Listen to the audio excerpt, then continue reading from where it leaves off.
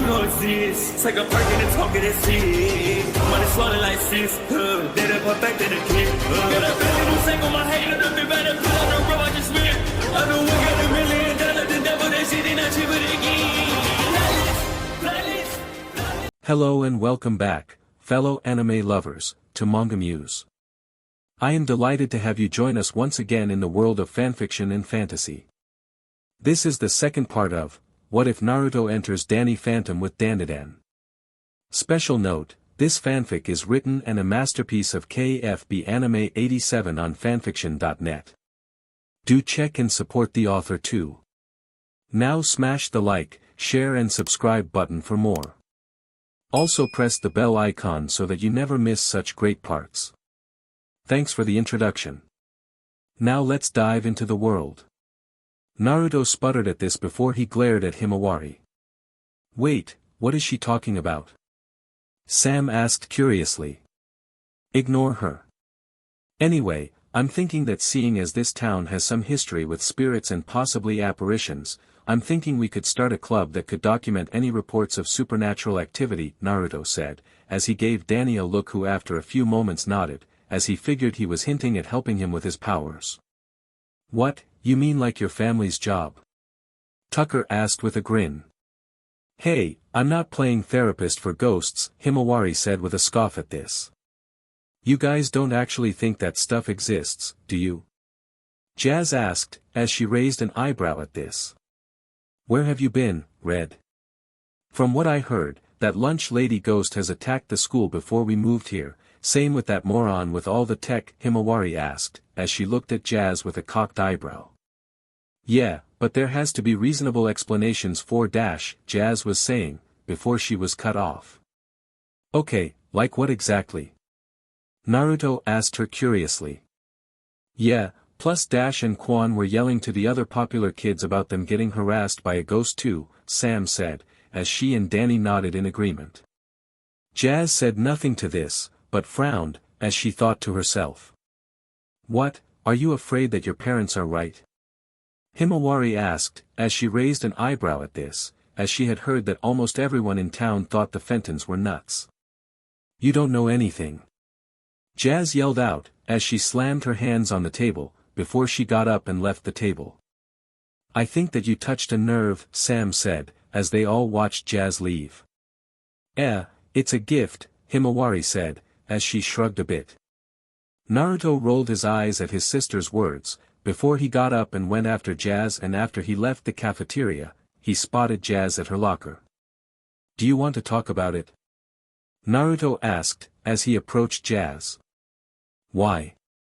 Jazz asked, as she looked at Naruto, raising an eyebrow at the blonde.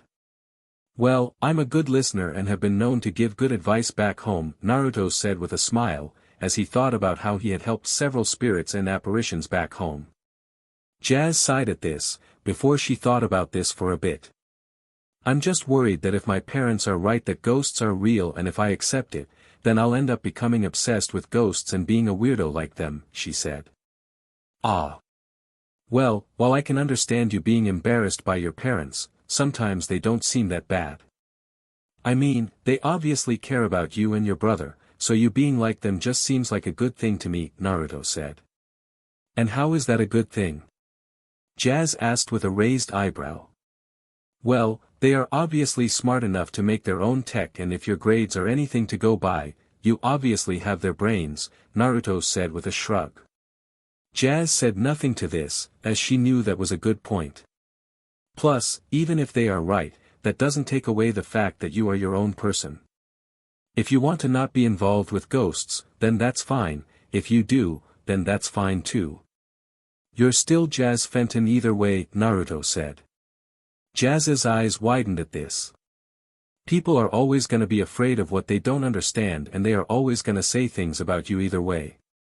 So in my eyes, you may as well just live how you want and ignore anyone who says something about you, Naruto said, as he smiled a bit at Jazz, seeing that he was getting through to her. You know, you'd be a good psychologist, Jazz said with a grin. Well, I'm no expert. I'm just capable of listening and spending a lot of time thinking to myself, Naruto said, as he rubbed the back of his head. You know, I was hoping to become a psychologist. I should probably take tips from you, if you're this good with listening, Jazz said, as her smile got bigger. I'm glad that I could help. Now, let's get back to the others, before sis ends up getting into it with someone, Naruto said, as he led the way back to the cafeteria. Naruto. Hima just slugged a guy from the local news who was asking her questions about you. Tucker yelled as he ran out of the cafeteria to come get him. Too late, Jazz said with a sigh at this, as Naruto quickly ran into the cafeteria to break up the fight. Whipstaff Manor.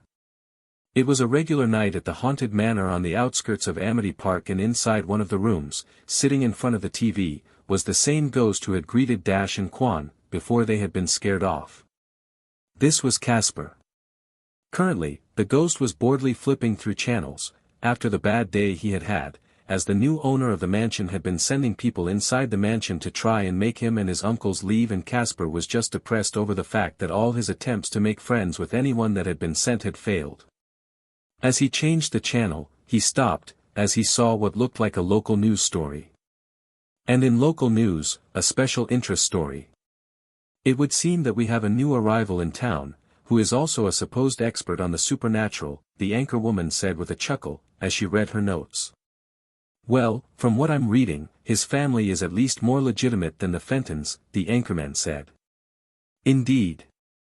Now, according to several anonymous tips, one Naruto Uzumaki has moved to town along with his little sister, and they both come from a long line of experts in the supernatural, dealing with spirits and apparitions, the anchorwoman said, as a picture of Naruto appeared on the screen. Wait, there's a difference? The anchorman asked curiously. Anyway, we have an interview, as one of our men on the street was able to get with Mr. Uzumaki's little sister, Himawari, the anchorwoman said, as the footage switched to an image of Himawari, Danny, Sam and Tucker leaving the cafeteria to go outside to get some fresh air. Casper smiled upon seeing this, as he liked watching teens at the school, as he had died when he was a teen sadly, and part of him still wished to have that experience. Excuse me, Miss Uzumaki, is it true that you're from a family of ghost hunters? A man's voice asked, as the camera got close to Himawari. Oh, for crying out loud. Who the hell got the word out to you parasites? I have only been here a few days. Himawari yelled out. Ha, payback is Abi Uzumaki. Paulina was heard yelling off screen, before laughter was heard. And so are you, you beep. Himawari yelled, as she looked to the side, getting looks of shock from her friends and the other students. Look, Miss Uzumaki, can't you just talk to us? The man's voice asked. I'm not interested in talking to you. And tell your little lackey to get that camera out of my face, Himawari said, as she looked at the camera with an annoyed look. What about the rumors that your parents were killed, because of this so-called job that your family dash, the man was saying, before being cut off. That's it. Himawari yelled, before she slugged the camera, cracking the lenses and sending it flying, while yelling was heard, before the footage switched back to the anchorman and the anchorwoman.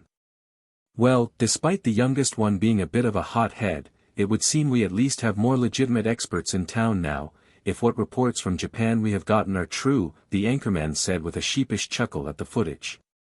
Seeing this, Casper smiled, as if there were now actual experts in town, they most likely weren't likely to be afraid of him.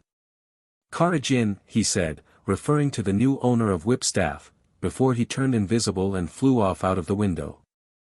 In town. Meanwhile, in town inside a local motel room, an older woman with short blonde hair in a bathrobe was sitting on her bed, while on the phone. This was Catherine Kerrigan, the new owner of Whipstaff Manor. Those guys in New York want how much to come all the way out here? I thought you were supposed to be a negotiator, Dibs. Kerrigan yelled into her phone. Hey, I'm a lawyer, not a miracle worker, and these guys are the best of the best. That's expensive, a man's voice could be heard saying. This was Paul Dibs Plutzker. As this conversation was happening, an invisible Casper flew into the room and flew into the nearby TV, which turned itself on, showing the news report about Naruto.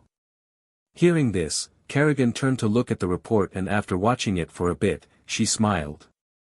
Kerrigan? Are you still there? Dibs asked, as he expected his client to respond to him by now. Yes, I'm still here. You can tell Spengler to forget it. Now look into this Uzumaki kid who moved into town recently, Kerrigan said with a confident grin at the news report she had just seen. With Naruto. It was the next day and Naruto was browsing on his phone, as he prepared breakfast for him and his sister, who would be downstairs soon to go to school. He then winced slightly, as he looked over the message he had gotten from Tsunade, as apparently the cameraman and reporter Himawari had gotten in contact with their family back in Japan and obviously, Tsunade wasn't happy. As he looked over the message, Himawari made her way downstairs with her backpack and was making her way towards the door. Freeze, Naruto said, as he put away his phone and looked at his sister. Ah, CRP, Himawari said with a scowl, at her attempt to leave without being noticed having failed. What do you have to say about what happened? Naruto asked with a raised eyebrow, as she crossed his arms. Same as when it happened. That had it coming, Himawari said with a cold tone of voice. Sis, this isn't a game. They didn't even insult mom and dash, Naruto was saying, before he was cut off, as Himawari slammed her fist on the counter. You want to talk to me about them? After what happened? Himawari said with a scowl as her eyes narrowed. Naruto hesitated at this, as he knew this was a sore subject.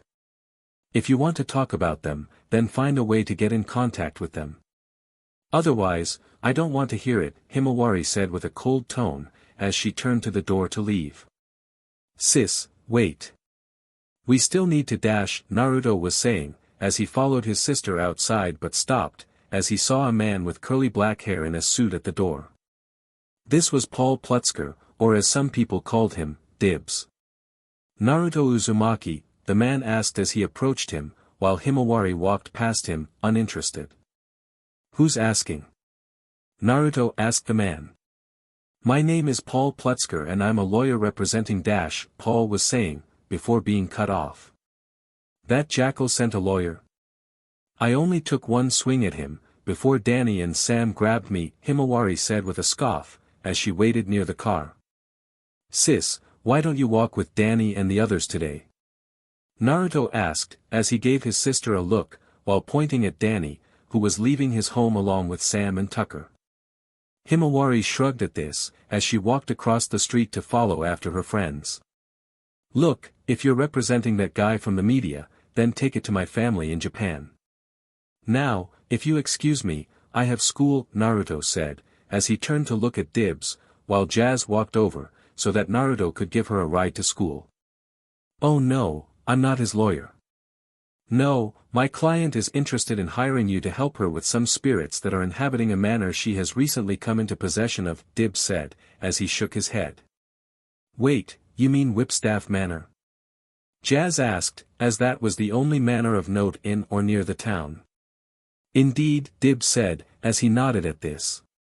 Hey, why are you asking him for help? Why not ask us, as we're ghost experts too, Jack said with a frown, as he walked over with Maddie running after him, to stop him from threatening Naruto again. My client, Miss Kerrigan, has been looking into ghost experts and was happy to find out that Mr. Uzumaki's family has history in dealing with this kind of thing, Dibs said with a professional tone. What kind of spirits are we talking about here? Naruto asked curiously, as he knew if he was going to be asked to do a job, then he should at least look into it.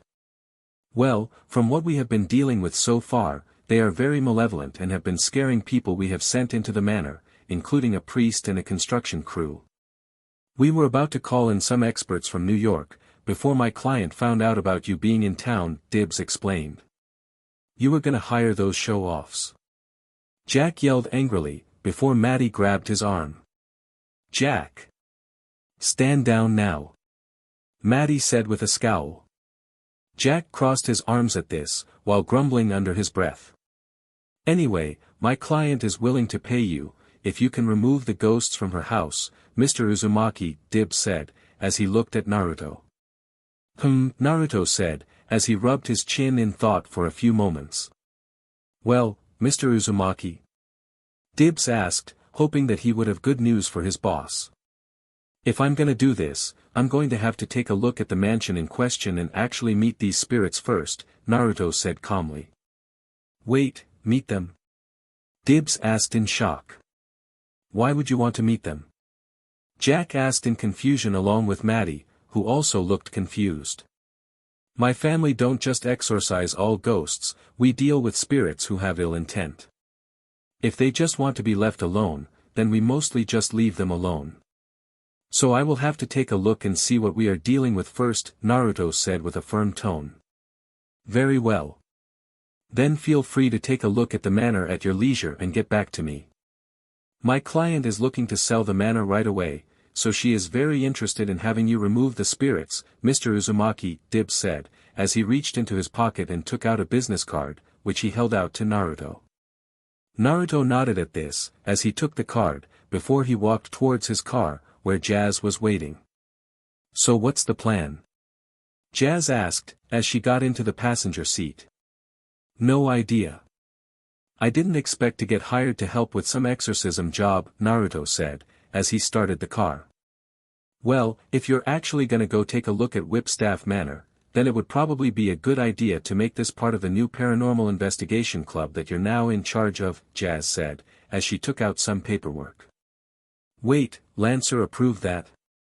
Naruto asked, as he drove the car.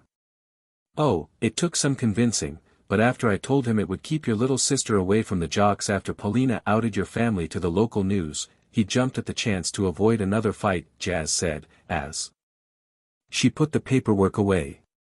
Great, just what I need. Now I need to convince her to come help with this, Naruto said, as he sighed at this. Well, what does she hate more? Your family business or the popular crowd? Jazz asked curiously. Naruto groaned at this, as he slammed his head on the wheel, as they stopped at a stoplight. Well, I'll be there to help you with the club, at least, Jazz said with a small grin, as she patted Naruto on the shoulder to comfort him. Sometime later with Himawari. Later after school, Himawari was sitting in an empty storage room, along with Danny, Sam and Tucker. So your sister said to meet us here for the first meeting of the new school club? Himawari asked Danny. Yeah. She said her and Naruto already have an activity already set up for our first meeting, Sam said with a shrug. Did we even decide on what this club even is? I mean, we still have a week left to decide, Himawari said, as she raised an eyebrow inquisitively. Well, from what Jazz was saying, it involves that old manor on the hill, Danny said, as he pointed out the window at said mansion on the hill. Himawari thought about this for a moment, before she remembered what Naruto said about that mansion being rumored to be haunted, which caused her eyes to narrow and her to crush her pencil in her hand. Okay you guys, welcome to the first meeting of the paranormal investigation Jazz was saying, before she was cut off. Duck! Naruto yelled, as he grabbed Jazz and pulled her out of the way by tackling her to the ground, as a book was thrown at her by Himawari. I didn't sign up for this CRP. I'm so out of here. Himawari yelled, as she stood up to leave. You're not going anywhere, sis, Naruto said, as he looked up at his sister. Oh, go back to your girl. Himawari yelled, as she made a beeline for the door. My what? Naruto was saying, as he looked down at Jazz, who he was effectively on top of, before he blushed along with her and they both quickly separated and stood up, with both of their faces blushing bright red. Shame, shame. Danny said with a snicker at this, along with Tucker. Sis, it's either doing this or being with the popular kids, Naruto said, as he ignored the other teens. Well, there is also Lancer's book club, Sam said, getting shudders from Danny and Tucker. Point made, Himawari said, before she sat down, as she had classes with Lancer and she could barely put up with him during class. Good. Now, for our first club outing, we're going to head out to Whipstaff Manor and take a look, Naruto said with a grin, as he clapped his hands together before rubbing them. Does this have anything to do with that suit showing up this morning? Himawari asked, as she held up her hand. Yes, it does. We are going to take a look and see what kind of spirits are haunting the manor, Naruto said, as he nodded at his sister. Okay, so let's pack up and head off to Whipstaff. I already called your parents and told them about this, so they don't worry, Jazz said to everyone. I'm hoping that it'll be hot girl ghosts, Tucker said with a grin, as they all headed out the door. Don't make me get the hose, Himawari said with a groan at this. Are you coming too, sis? Danny asked Jazz curiously, as they all walked out to the parking lot and approached Naruto's car. Indeed I am. Mr. Lancer asked me to help Naruto run this club. Plus, after talking to Naruto about his family's job, I find it fascinating that they are pretty much therapists for spirits, Jazz said with a smile, as she sat in the passenger seat of Naruto's car. Oh great, now you have a sidekick who can help you give psyche exams, Himawari said with a groan, as she and the other teens got into the back of Naruto's car. Well, a therapist for spirits can help with this job a lot, Naruto said, as he smiled at Jazz in gratitude, as he started the car. Jazz smiled back at Naruto upon hearing this, as Naruto drove the car out of the school area. A little later. The sun was starting to set, as the group got out of Naruto's car, after he parked in front of Whipstaff Manor. Wow, this place looks way cooler up close, Tucker said, as he looked at the outside of the manor and took some pictures with his phone. It's not bad, Sam said with a nod of agreement. How old is this place anyway? Danny asked, as he looked at the outside of the manor curiously. I'd say at least 100 years, give or take, Naruto said, as he had seen a lot of haunted areas while doing his family's job and he was pretty good at being able to tell how old a place was. Come on, let's just get this over with, Himawari said with a bored tone of voice, as she walked up the front stairs towards the mansion. Naruto sighed at this, as the other younger teens ran after Himawari to catch up with her, while Jazz stayed with him. Inside Whipstaff. Inside the mansion, everyone walked into the main hall of the mansion, where there was a spiraling staircase leading upstairs. So, where do we start first? Danny asked Naruto curiously. Well, first we need to find the basement and turn on the power, so that we're not going in blind, Naruto said, as he saw that this place obviously had lights, he just had to turn on the power first. You go on ahead. I'm gonna take a look around, so I can get back home and get some gaming done, Himawari said, as she took out her phone and started using it as a flashlight, as she started to walk upstairs. Hey, we shouldn't split up. That's basic haunted house rule number 1, Tucker called out. Oh. And what's rule 2? Sam asked with a smirk. The black guy doesn't go alone, especially when they're a genius. Speaking of which, I'm sticking with you, Danny, Tucker said, as he looked at his friend. I'll stay with you, Naruto, Jazz said, as she followed Naruto, who was heading for a door that led down to the basement. Naruto nodded at this, as he led the way downstairs.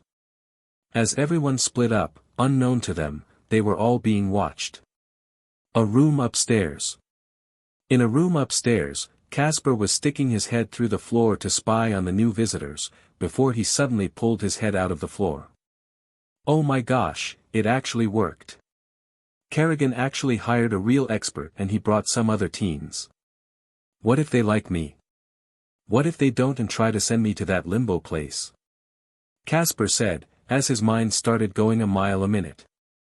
Before he could think anymore, the lights in the room turned on, surprising him, but before he could react to this, the window opened up and he heard some cackling outside. Oh no, they're back early, Casper said in worry, as he quickly flew outside to the porch right as what looked like a tornado was approaching, but as it entered the patio it soon stopped, revealing 3 more ghosts. The 3 ghosts were all dark blue, with one quite thin and tall, the other was quite fat while the third was a little fat and had a large nose. These were Stretch, Fatso and Stinky, Casper's uncles. Man, those ponies really love it, when we go down to see the races, Stretch said with a grin at his fellow ghosts. Here Flicka. Graga. Fatso said, as he pretended to be talking to a horse, before he shouted a scare, before he and his fellow ghosts laughed loudly at this. Hey guys. Did you have fun? Casper asked, as he flew over to greet his uncles. Hey, it's Casper. Now, on a scale of 10 being fun and 1 being you, yeah we had fun, Stinky said to his nephew, as he blew out some rancid breath at him, before he laughed along with his brothers. Hey, why aren't you inside doing your chores? Stretch asked, as he flew over to Casper with a look of annoyance. Yeah, I'm starving. Just look at me, I'm wasting away. Fatso said, as he shook his belly for emphasis, before he and his brothers laughed. Okay, how about you wait out here and tonight we dine al fresco, Casper said with a nod and a smile. Oh, sounds great. What's that?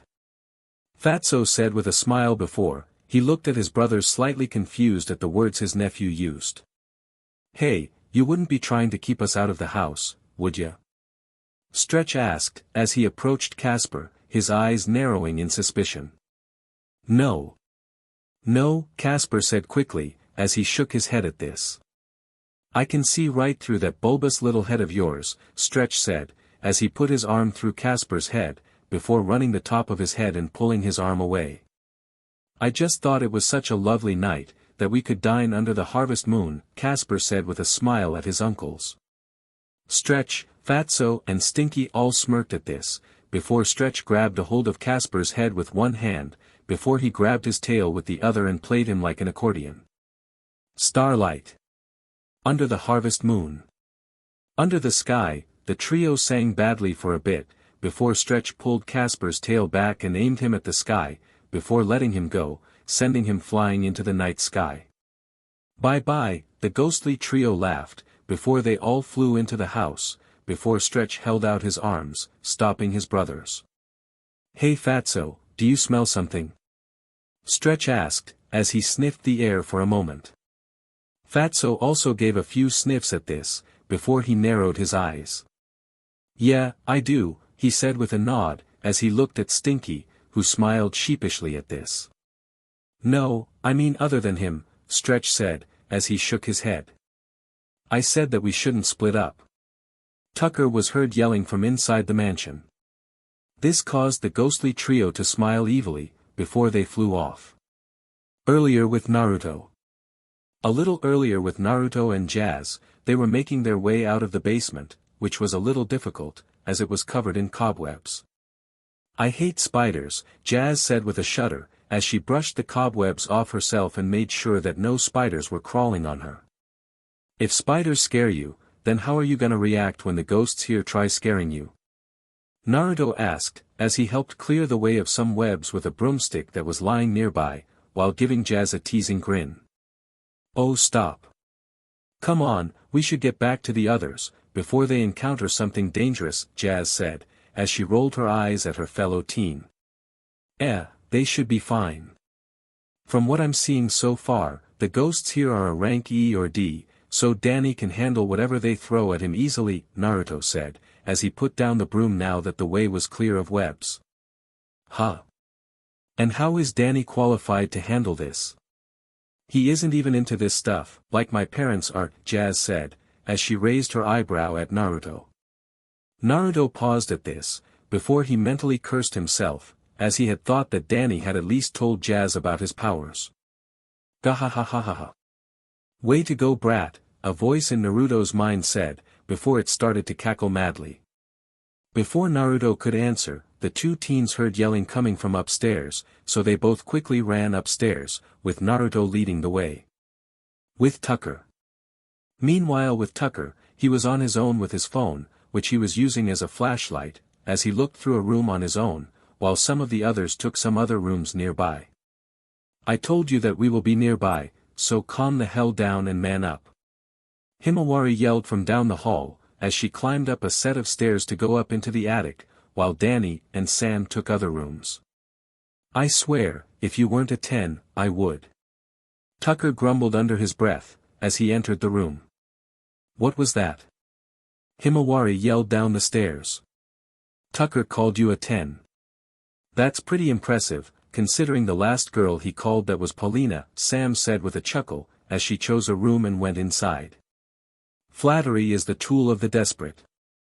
Nice try though, Himawari said after some silence, before she entered the attic properly. Tucker made a mocking face at this, while he went into a room, as Danny lightly chuckled at his friend, as he went into his own room. As Tucker looked around the room he chose, he saw that it was a big bedroom that had 3 beds. More specifically, they had the names of the ghostly trio carved into the wood above the beds. Stretch, Fatso and Stinky. Wow, they had cruel parents, Tucker said, as he lightly chuckled at this. As he did this, a gust of wind blew past him a bit, making him jump in surprise a bit and point his phone/flashlight at the other end of the room, before he saw there was nothing there. Okay Tuck, calm down. You can handle this, you have seen worse, Tucker said, as he calmed himself down. Oh, can you? The ghostly trio all said behind him.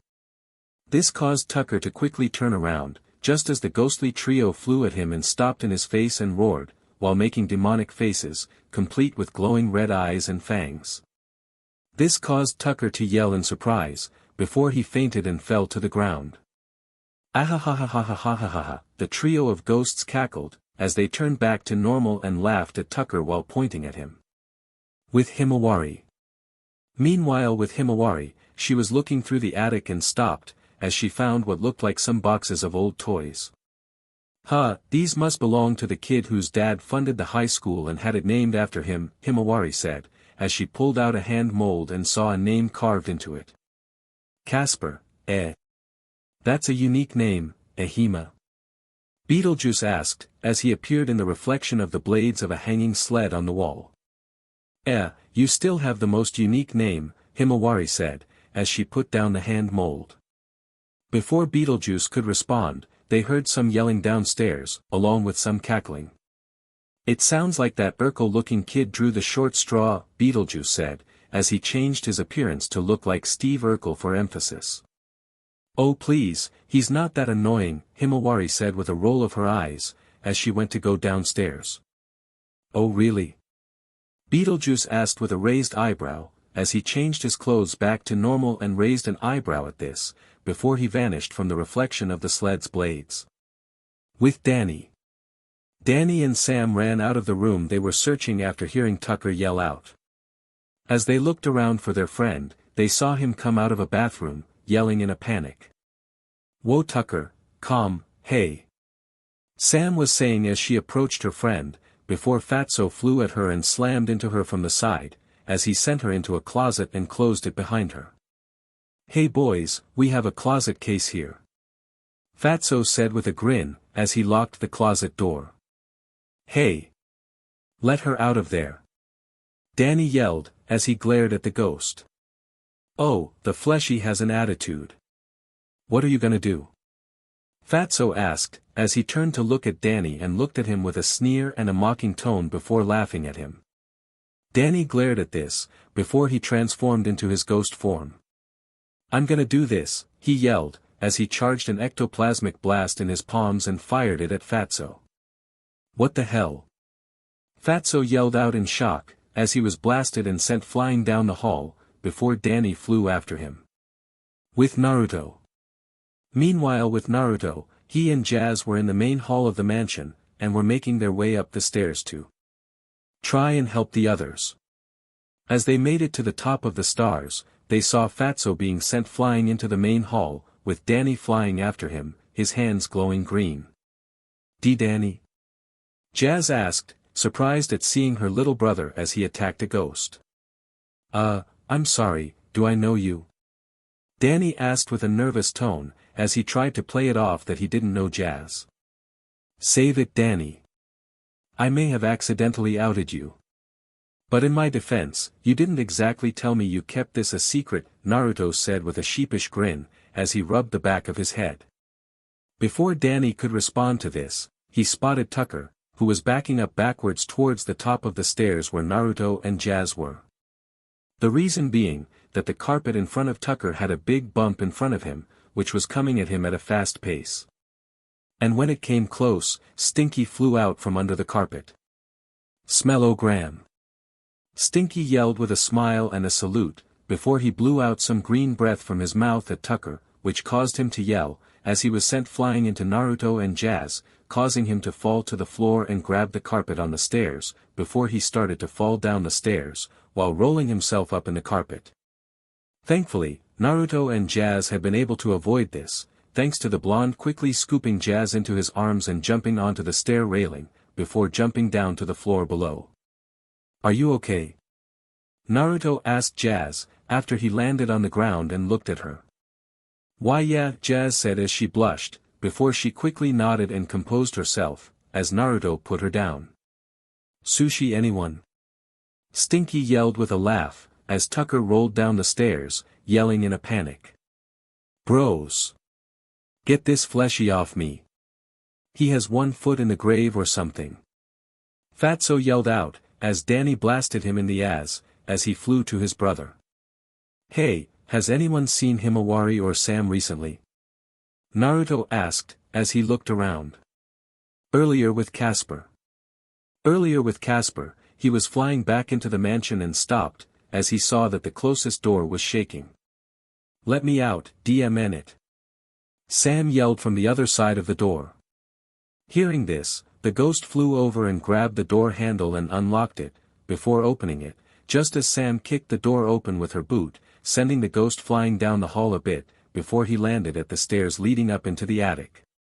More specifically, he landed at Himawari's feet. "Huh, so this place is haunted," Himawari said, as she raised an eyebrow upon seeing the ghost. Hi," Casper said, as he waved up at Himawari. "Hi. You didn't lock my friend in that closet, did you?" Himawari asked, as she looked at Sam, who walked out of the closet and approached them. "Nah, it wasn't him. It was some fat 1-inch," Sam said, as she shook her head at Himawari. "Oh, that would be my Uncle Fatso," Casper said, as he hopped up to their eye level. "Wait, that's his name." "I mean, it's fitting, but wow," Sam said with a chuckle at this. "Yeah, sorry. My uncles like to scare and prank people who come into the house and in town on occasion." "Oh, I'm Casper by the way," the ghost said, as he waved at the two teen girls. "You're pretty friendly for a ghost, that's new," Sam said, as she waved back. "It's not as weird as you think," Himawari said, as she thought about Beetlejuice. Casper smiled at this response, but before he could respond. "Out of the way, bulb head!" Stretch yelled, as he flew past him and shoved him out of the way, sending him through a wall, before he yelled in Sam and Himawari's faces, stretching his mouth wide as he did. "Really? That's all you got?" Himawari asked with a raised eyebrow, as she had seen Beetlejuice do worse, just when they were hanging out in her room. "I give it a 1 out of 10, Sam said with a scoff, as she was a fan of horror films, so this wouldn't scare her. Stretch gained a shocked look on his face, before he turned to look at Casper, who flew back through a wall. "What the hell did you do?" "Tell them we were here to scare them," he yelled, as he flew towards his nephew. But he was stopped, as a green spectral hand appeared, blocking his way to Casper. "A bully, huh? I know what to do with those," Himawari said with a glare, as she clenched her hand, which she was holding out, which caused the spectral hand to grab Stretch, causing him to wheeze out in surprise. Back with Naruto. Before anyone could respond to Naruto's question, a shout was heard, as Stretch was thrown out of the hall and into the parlor, which caused him to slam into his brothers, sending the trio into a wall nearby. "Gah! What the heck happened?" Stinky yelled, as Stretch landed on top of him. "Some redhead skin bag with an attitude used some kind of hocus pocus to throw me," Stretch said with a scowl. "A witch is here. We're doomed." Fatso yelled out in a panic. "Nah, my sister has psychokinesis. She can grab anything with her spectral hands, which she can manifest, and that includes you, seeing as ghosts still have auras," Naruto explained, seeing as Jazz was giving him a confused look, while Danny helped Tucker out of the rolled-up carpet he was in. "You have powers?" Danny asked Himawari, who was walking downstairs with Sam and Casper right behind her. "Everyone in my family has some kind of talent. It's not that big a deal," Himawari said with a shrug. "This one gonna mess with me too?" I'm already at my limit here, Tucker said with a groan upon seeing Casper. Nah, he's friendly, Sam said, as she gave said ghost a thumbs up. Danny Fenton, when were you going to tell me that you have ghost powers? Do Mum and Dad know? How did you get them? When did you get them? Jazz asked, as she approached Danny. We can deal with this later. Now, as for you 3-inch Naruto said, as he made his fox claws appear, causing the trio to freeze in surprise at this. Whoa! Hold on, they are harmless. I mean, mostly, Casper said, as he flew over and blocked Naruto's way to his uncle's. Like hell they are. They possessed me. Tucker yelled, as he scowled in annoyance. Oh, come on. It's not like we did any worse than what you get at school, Stinky said, as he looked at Tucker. Well, he's got us there, Sam said as she crossed her arms, as from what she could see, these three at least didn't discriminate with who they were creeps towards. Yeah, screw that. They bully you, so I say boot them to limbo with the other losers, Himawari said with a scowl. Hey, shut up skin bag. Stretch yelled at Himawari, obviously annoyed. PSS off, Himawari said, as she glared back at the ghost. Take a hike. Stretch said, as he got in her face. Get a grave. Himawari yelled back, as she got in the ghost's face, making him growl in annoyance at the insult. Okay, enough. Jazz yelled loudly, causing an echo to go off in the room and making everyone go quiet. Thank you Jazz. Okay kid, tell me something, Naruto said, as he looked at Casper curiously. Oh, the name's Casper, sir, the ghost said, introducing himself. Nice to meet you. Anyway, why try to protect them, if they bully you? Naruto asked the ghost curiously. Well, they are my family sir, and while they do bully me a bit, they at least look out for me from worse spirits that are out there, Casper said, as he looked at Naruto, while his uncles looked surprised at this. Fine, Naruto said, as he nodded at this. Thanks, short sheet, Stretch said with a smile at Casper. But you three are on probation with me, Naruto said with a firm tone. Gah, the three ghosts yelled, as they face-planted upon hearing this. Oh relax.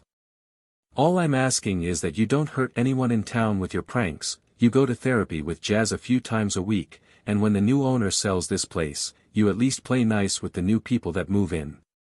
Do that and I won't send you away, Naruto said with a firm tone. The ghostly trio all huddled together at this and started to talk among themselves a bit, and after a few moments, they all looked at Naruto. You have a deal Whiskers, Stretch said, as he held out his hand to Naruto to shake. Naruto nodded at this, as he grabbed the ghost's hand and shook it. Great, so can we go now? I'm starving, Himawari said, as she looked at her brother. Me too, Tucker said, as he held his stomach. So am I. I feel like Oprah on hiatus, Fatso said, as he shook his gut for emphasis. You look like Oprah on hiatus, Stretch said with a laugh along with Stinky. How can you eat so much, with how fat you already are? Jazz asked curiously. I'm not fat, just big-boned, Fatso said, as he lifted up his blue skin, showing the bones underneath it. Okay you lot, let's get you all home. We will be in touch for your therapy with Jazz, Naruto said to the teens, before he looked at the ghostly trio. Feel free to come say hi to us if you want, Sam said with a friendly smile at Casper, as she followed her friends. Yeah, as we don't discriminate, Himawari said, as she waved her hand dismissively. This caused Casper to smile at this, before he waved goodbye at the humans as they left the manor. Yeah, you better keep walking fleshy, Stretch grumbled, as he watched Himawari walk away. Drop dead. Himawari yelled out, as she looked behind her. Too late, the ghostly trio yelled back, before they started to cackle. Oh, keep walking, Naruto said, as he pushed his sister out the door. Himawari glanced over her shoulder at Stretch, Fatso and Stinky as she pointed her fingers at her eyes, before pointing them at the trio with a scowl as she left. Later. After dropping everyone off at their homes and picking up some dinner, Naruto was now on the phone with Dibs giving his report, while Himawari was upstairs. I'm afraid that the best I could do was make it so that the ghosts inside will not hurt anyone your client sells the house to. So it's up to you to find a buyer, willing to take the risk, Naruto said, as he talked on the phone. Well, it's not what my client wants, but I'll be sure to tell her she can at least sell the house now, as long as we can tell the new owners that they can come to you, if the ghosts inside do anything, Dibs said with a firm tone. Of course. This is part of the deal I made with the ghosts, so that is fine with me, Naruto said as he nodded, before he hung up and sighed, as he sat down on the couch nearby.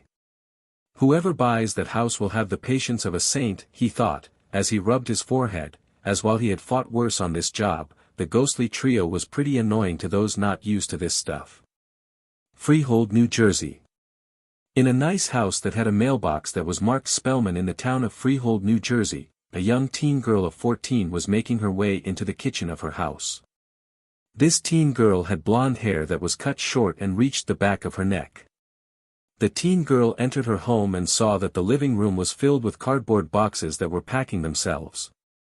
I'm gonna guess Aunt Hilda and Zelda found a new place for us to live, the teen girl asked a black cat that was sitting on the sofa. You got it, Dollface, the cat said, as he looked at the teen girl. So, where is it that we're going, Salem, the teen girl asked, as she sat on the couch and stroked the cat. Last I heard at some old manor in a town called Amity Park. Oh, that's the spot, the cat was saying, before he groaned in approval at being scratched behind the ear. This caused the teen girl to chuckle a bit at this. Sabrina. Can you help us get packed? An older woman's voice could be heard yelling from upstairs. The now named Sabrina nodded at this, as she got up and went upstairs to go help pack. Oh, and just as it was getting good, Salem said with a pout, before he sat up and scratched his ear himself. With Himawari.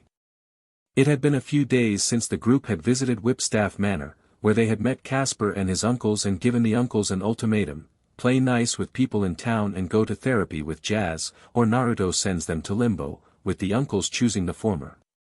Currently, Himawari was in her room getting ready to go, before Beetlejuice appeared in her mirror. Finally, the weekend is here. So what's the plan? Movie marathon, or are we gonna play video games all weekend? Either way, let's rot our minds. Beetlejuice yelled happily. Sorry BJ, but I'm hanging out with Danny, Sam and Tucker today, Himawari said, as she looked at her mirror apologetically. Oh, come on. We always hang out during the weekend, Beetlejuice said with a look of annoyance. Yeah, well, Big Bro is having Jazz play therapist to the trio of morons here today and he wants me out of the house, so I don't start a fight, Himawari said with a scowl at this. Hey, you put up with me, don't you? Those three should be easy for time to tolerate, Beetlejuice said, as he had heard of the ghostly trio's antics and while amusing, he had a way longer track record.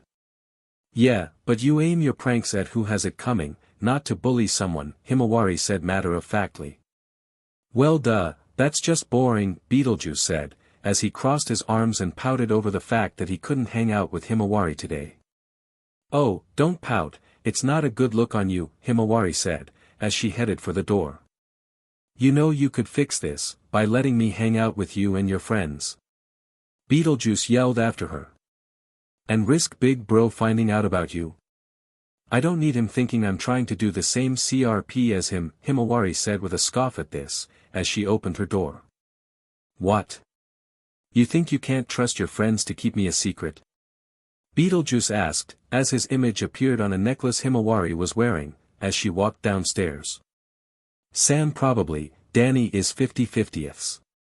Tucker, most likely will cost me a date with him, Himawari said with a flat tone of voice, as she walked downstairs, where Naruto was going through some boxes in the main living room. Who are you talking to, sis?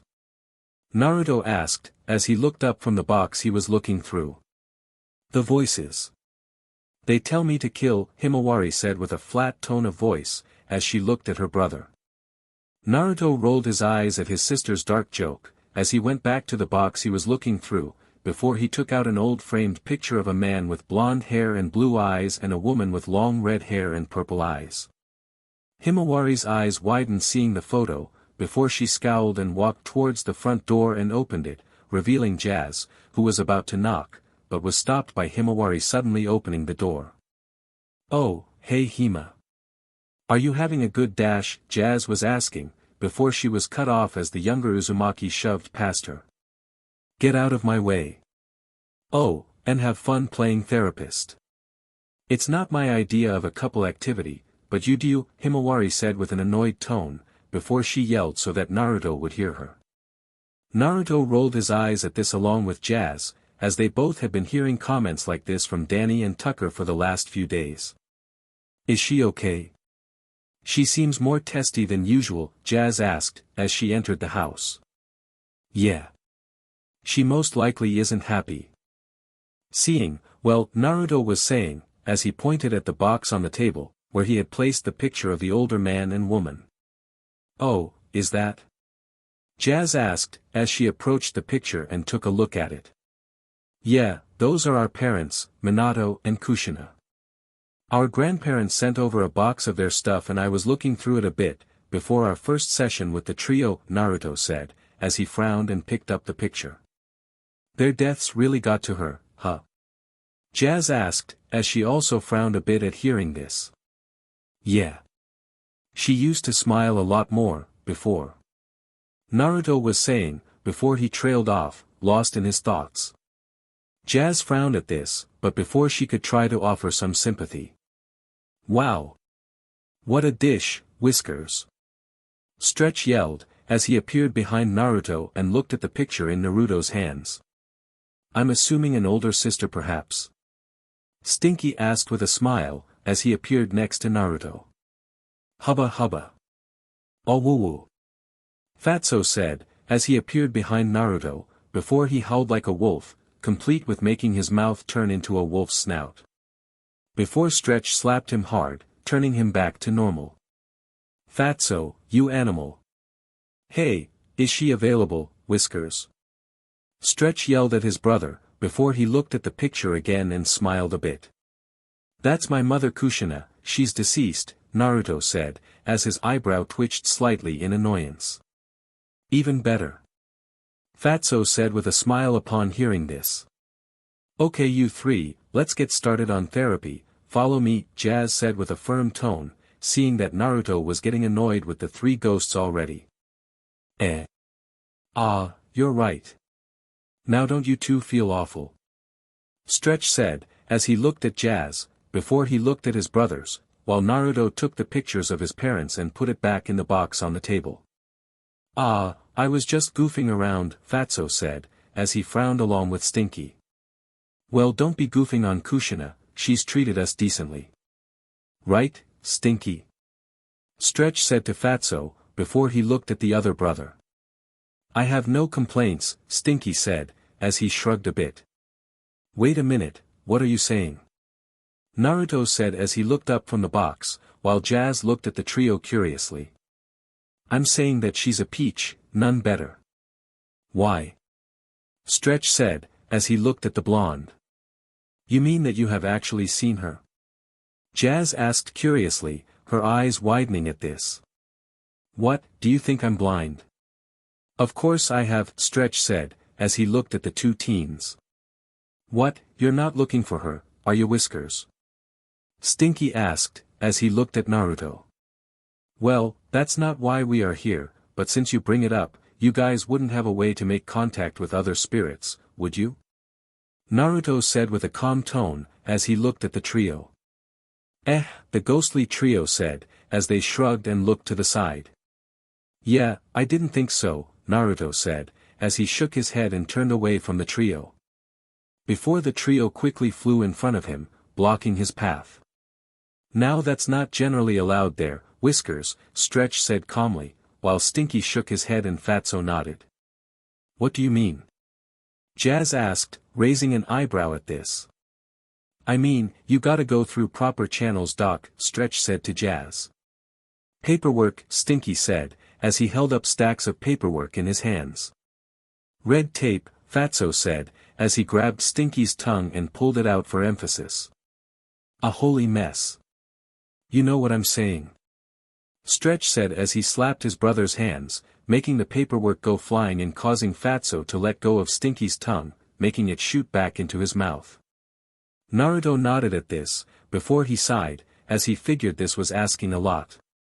But for you?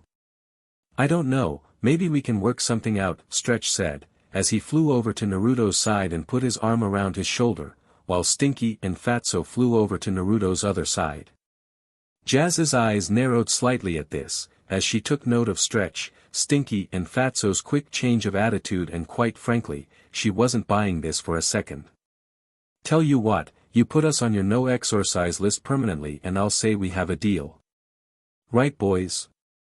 Stretch said, as he smiled at Naruto and then looked at his brothers. Stinky and Fatso both nodded at this, showing they agreed with their brother. Deal? Stretch asked, as he smiled at Naruto while holding his hand out to him. Deal, Naruto said, after thinking of his sister and how much this would mean to her, as he grabbed Stretch's hand and shook it. Hey Fatso, you know where Kushina floats, so go get her, Stretch said, as he looked at his brother. Okay, Fatso said with a nod, before he flew towards the door nearby, where he squeezed through the gap. So, it's that easy, huh? Naruto asked with a slight smile. Yeah, we got a ghost-to-ghost network, Stinky said with a wide grin, as he patted Naruto on the chest. We share haunting stories and we throw parties, Stretch said, as he patted Naruto on the head. The parties are always pretty dead, though, Stinky added, as he leaned against Naruto's shoulder. Naruto looked at Stinky with a raised eyebrow at this, before they heard a knocking at the door, causing them to look at it, where they saw some light was shining through the gaps, along with some smoke coming into the room. Naruto had a look of shock on his face, as he looked at Stretch and Stinky. Whoa, that was fast, Stretch said, as he looked surprised that this had happened so quickly. Naruto looked at the door leading to the den that Fatso had used. I think that it's for you, Whiskers, Stretch said, as he and Stinky looked at Naruto. Naruto slowly began walking towards the door at this, while the two ghosts stayed back and floated next to each other, before Naruto looked back at them. Go, they both said with a nod at him. Naruto turned back to the door and began walking towards it, and once he reached the door, he paused for a moment, before he grabbed hold on the door handle and turned it while opening the door, where he saw a bunch of smoke blocking his view. Ka-san. Is that you? Naruto asked, as he tried to see through the smoke. Once the smoke cleared, he saw Fatso, only he was in a dress and had red hair. Oh, my baby boy. How I've missed you. Come and give Mama a hug and a kiss, Fatso said, as he grabbed Naruto and hugged him tightly, before kissing him hard, which sent him back through the doorway. Gahahahahahaha. Stretch and Stinky cackled at this, with Fatso joining them, after he turned back to normal. Subjects showed no survival instinct and would win the Darwin Award twice, Jazz said, as she took out a notepad and started to write in it. What's that mean? Fatso asked, as he tilted his head in confusion. She's calling you stupid, and quite frankly, I agree with her, Naruto said with a cold tone, as he stood up, as his hand turned into claws and his shoes burst, revealing fox feet. But what really stood out, was that Naruto's whisker marks were becoming way more defined and he was growing several foxtails out his back. And now Whiskers, we were just kidding, Stretch said nervously, as he and his brothers slightly paled upon seeing this. Why yeah, we'll see if we can actually find your ma, Stinky said with a nervous nod. Yeah, so put the claws away. Fatso yelled out in terror. Oh, don't worry, I'm not gonna send you to limbo. But you will be surprised by how much pain you can feel as a ghost, Naruto growled out, as his teeth became way more defined and he barked at the three ghosts and pounced at them. Call the police. Fatso yelled in a panic. Forget the police, call the PND. He might have rabies. Stretch yelled, as they all scattered to avoid Naruto. No biting. Stinky yelled, as he barely avoided a swipe of Naruto's claws. Jazz sighed at this, as she took more notes, as she figured she would let Naruto scare them a bit, before they actually got to work on the first day of therapy. Earlier with Himawari, she was making her way towards Fenton Works, so she and Danny could go meet up with the others at Sam's place, like they'd planned. As Himawari knocked on the door, it quickly opened, revealing Jack, who was holding a handheld device. "Oh, it's you. The dang thing still isn't working correctly," Jack said, as he shook the device, which was blinking as it pointed at Himawari. "What's that thing?" Himawari asked, as she raised an eyebrow. "It's a ghost detector. It can track if a ghost is nearby, and it can tell you if the ghost is strong, and according to this thing, a really strong one is nearby," Jack said, as he held up the device, which had a gauge, which was in the red area. Himawari raised an eyebrow at this. "Huh, so BJ is strong and that wasn't him just blowing smoke," she thought, as Beetlejuice had bragged about being one of the most powerful ghosts in the netherworld. "Hey Hima. Sorry about Dad," Danny said, as he came outside. "It's fine, as long as he doesn't point that blaster at me like he does my brother," Himawari said, as she pointed at said blaster on the man's hip. "And now the device is saying that 2 ghosts are nearby," Jack said, ignoring Himawari, as the device began pointing in 2 different directions. "Come on, let's go while the getting is good," Danny said, as he walked out the door. "I'm right behind you," Himawari said, as she followed Danny down the sidewalk. "So how is it going with your brother renting out your place, so that Jazz can play therapist?" Danny asked, as he had heard from his sister what the plan was with the therapy sessions with the ghostly trio. Before Himawari could answer, they heard a loud roar, followed by some crashing and yelling from the ghostly trio, coming from her house nearby. "Apparently they pissed off Big Bro and I now owe a friend $20, Himawari said with a sigh, as she saw Beetlejuice laughing in a reflection of a car window nearby. "Whoa. And I'm guessing that he went full werewolf or something?" Danny asked, as he had seen Naruto's claws and figured his powers were related too. "More Kitsune, it's a long story. So your parents actually have gadgets that can detect you?" Himawari asked curiously. "Yeah, but they pass it off as the tech being glitchy. Though it may be glitchy, if it's reacting to you," Danny said with a sigh of relief, before he looked at Himawari. "Probably because it's not equipped to deal with people with psychokinesis," Himawari said, quickly thinking of a good excuse. "Ah, true," Danny said, as he nodded at this, as they walked down the street. "So are we near Sam's place yet?" "I'm surprised she's okay with hosting a movie day for us," Himawari asked, as she looked around. "We should be there soon. Her place is the best choice for movie night, trust me," Danny said with a smile. "Ah-ha. So you too," Himawari said, as she trailed off, while raising an eyebrow at Danny. "What?" Danny asked, as he looked at his friend. "Well, you and Sam seem pretty close," Himawari said, as she had taken notice of how Danny had attacked Fatso instantly, when he locked Sam up in a closet. "Yeah, because we're good friends," Danny said, as he shrugged. "And yet, you didn't get that mad when the trio of dead morons gave Tucker the business, when Sam is more than capable of handling herself," Himawari said with a teasing grin. "What are you saying?" Danny asked, as he raised an eyebrow at this. "Oh wow, and I thought my brother was as dense as a brick wall," Himawari said with a groan.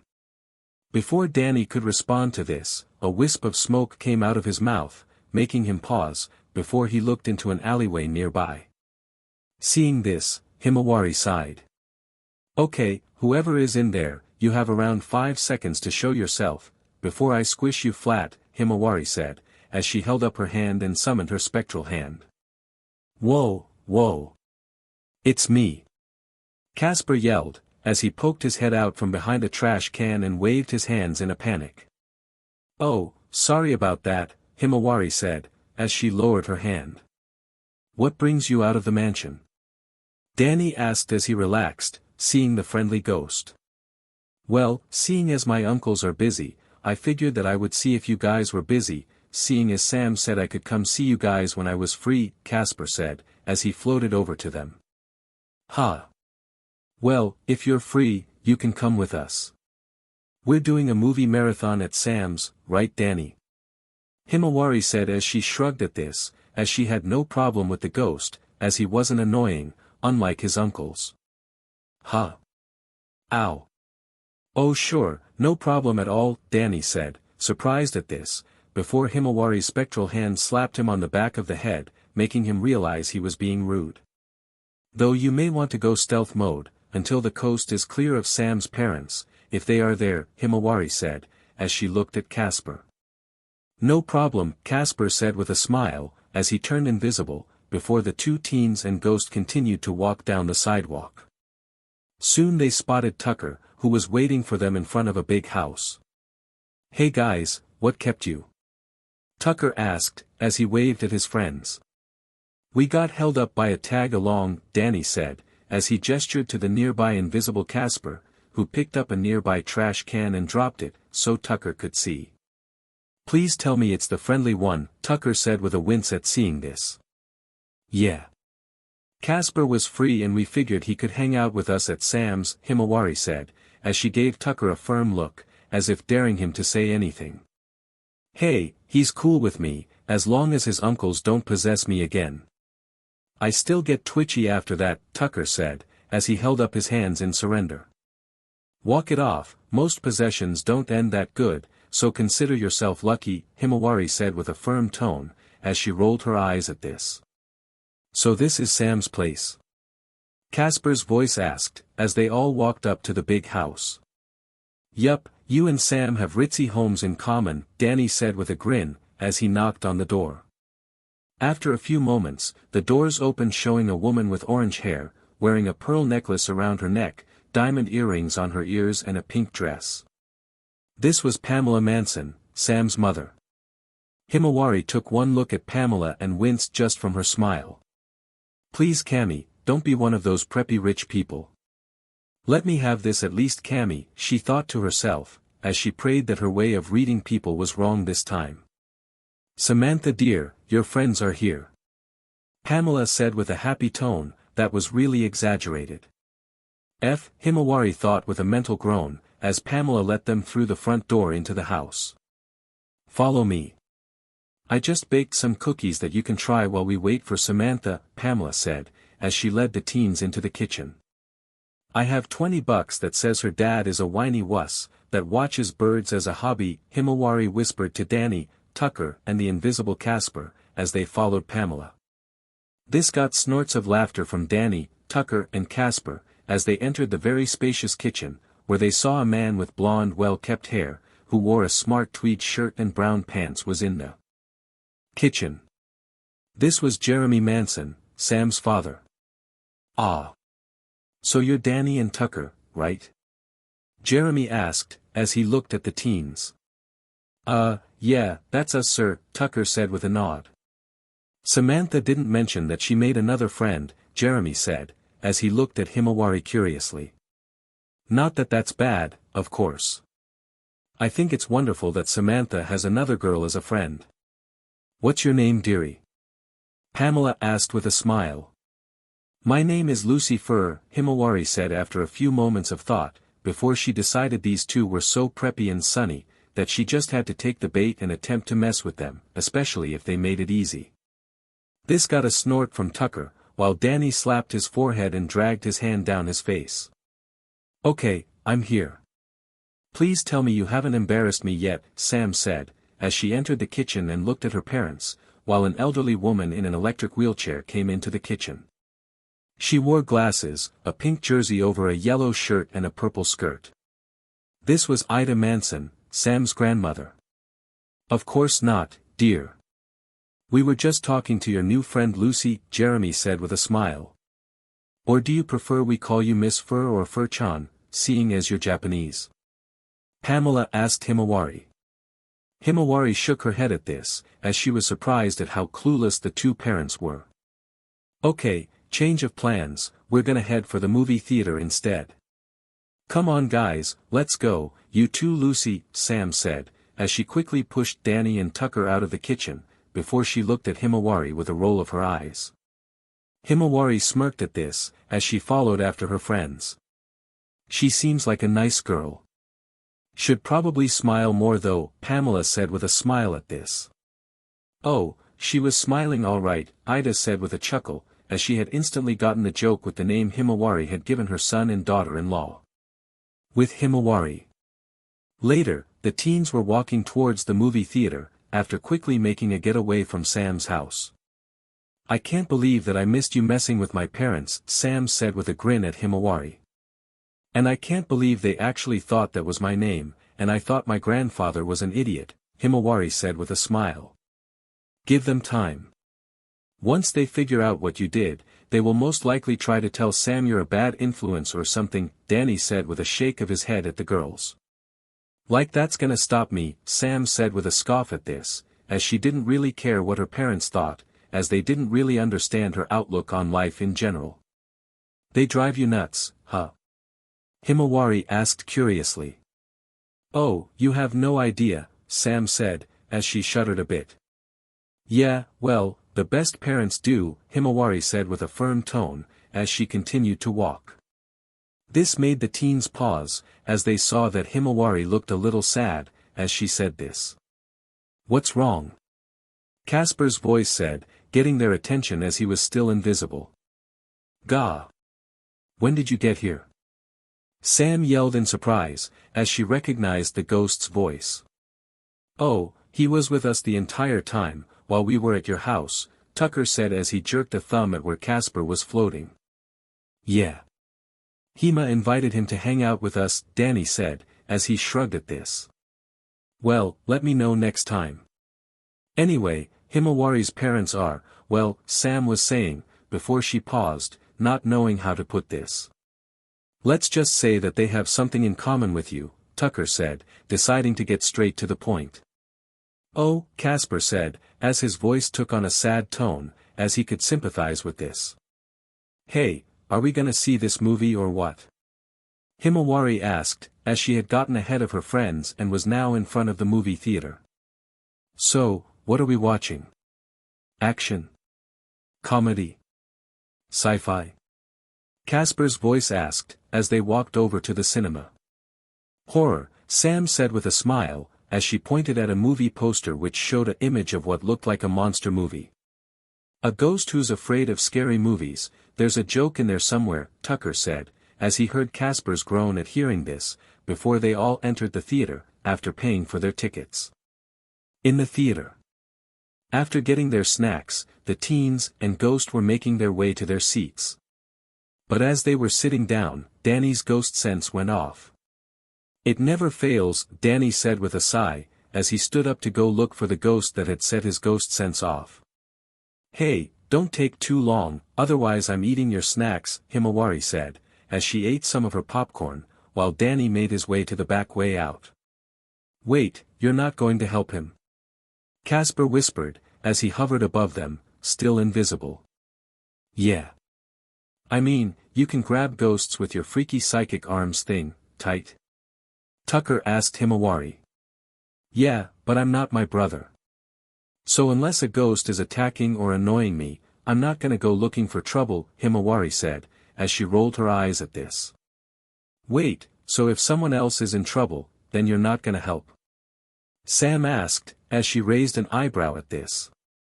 Sounds a little selfish to me, Casper's voice said, before he paused, as Himawari glared right at him, as she could see him, thanks to her being able to see aura. You don't know a thing about me, Himawari growled, as she glared at Casper a bit for emphasis, who quickly hid behind Sam. What's your problem with helping people? Sam asked curiously. Yeah, I mean, isn't that what your family has done for years? Tucker asked, as he was genuinely curious about this. Yeah, they have, and it's gotten a lot of them killed. All because they had to help, Himawari said, as she clenched her fists a bit and scowled. This caused Sam, Tucker and Casper to frown, as they had a feeling this had something to do with her parents. Yeah, well, I'm gonna go check on Danny, Casper's voice said, before he took off after Danny. And what are you gonna do? Nice whatever he's fighting into SBMSN. Himawari asked with a scoff, as while she didn't mind Casper, she saw him as spineless. Well, it's better than ignoring what's happening to who's supposed to be my friend, Casper called out, as he flew through the wall. Hey, wait for us, Sam said as she got up and followed after Casper, with Tucker quickly following after her. Himawari paused at this, before she scowled and went back to looking at the movie. But after a few moments, she looked at the wall that Danny and Casper had left through and used her aura vision and saw what looked like a bigger, more threatening aura fighting what looked like another aura, while 3 more auras had just arrived. Himawari deactivated her aura vision and said nothing to this, as she tried to think on what she should do. What would you do, Ka-san? Otosan? Himawari thought to herself, as she thought back to better times. Remember, sweetie, when you finally make friends, cherish and protect them, a male voice said in her memories.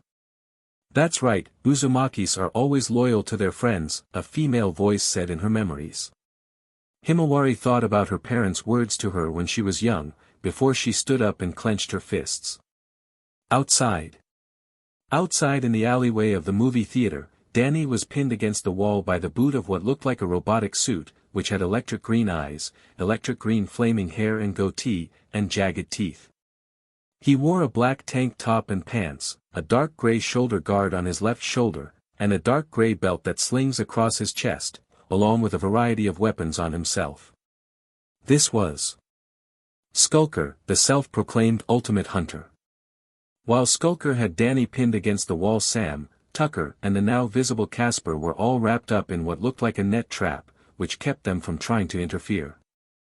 I had hoped you would have gotten stronger, ghost boy, Skulker said, as he made a blaster appear out of his wrist, before he aimed it at Danny. Danny groaned as he tried to phase through the wall behind him, but Skulker's boot zapped him, making him shout in pain. Nice try.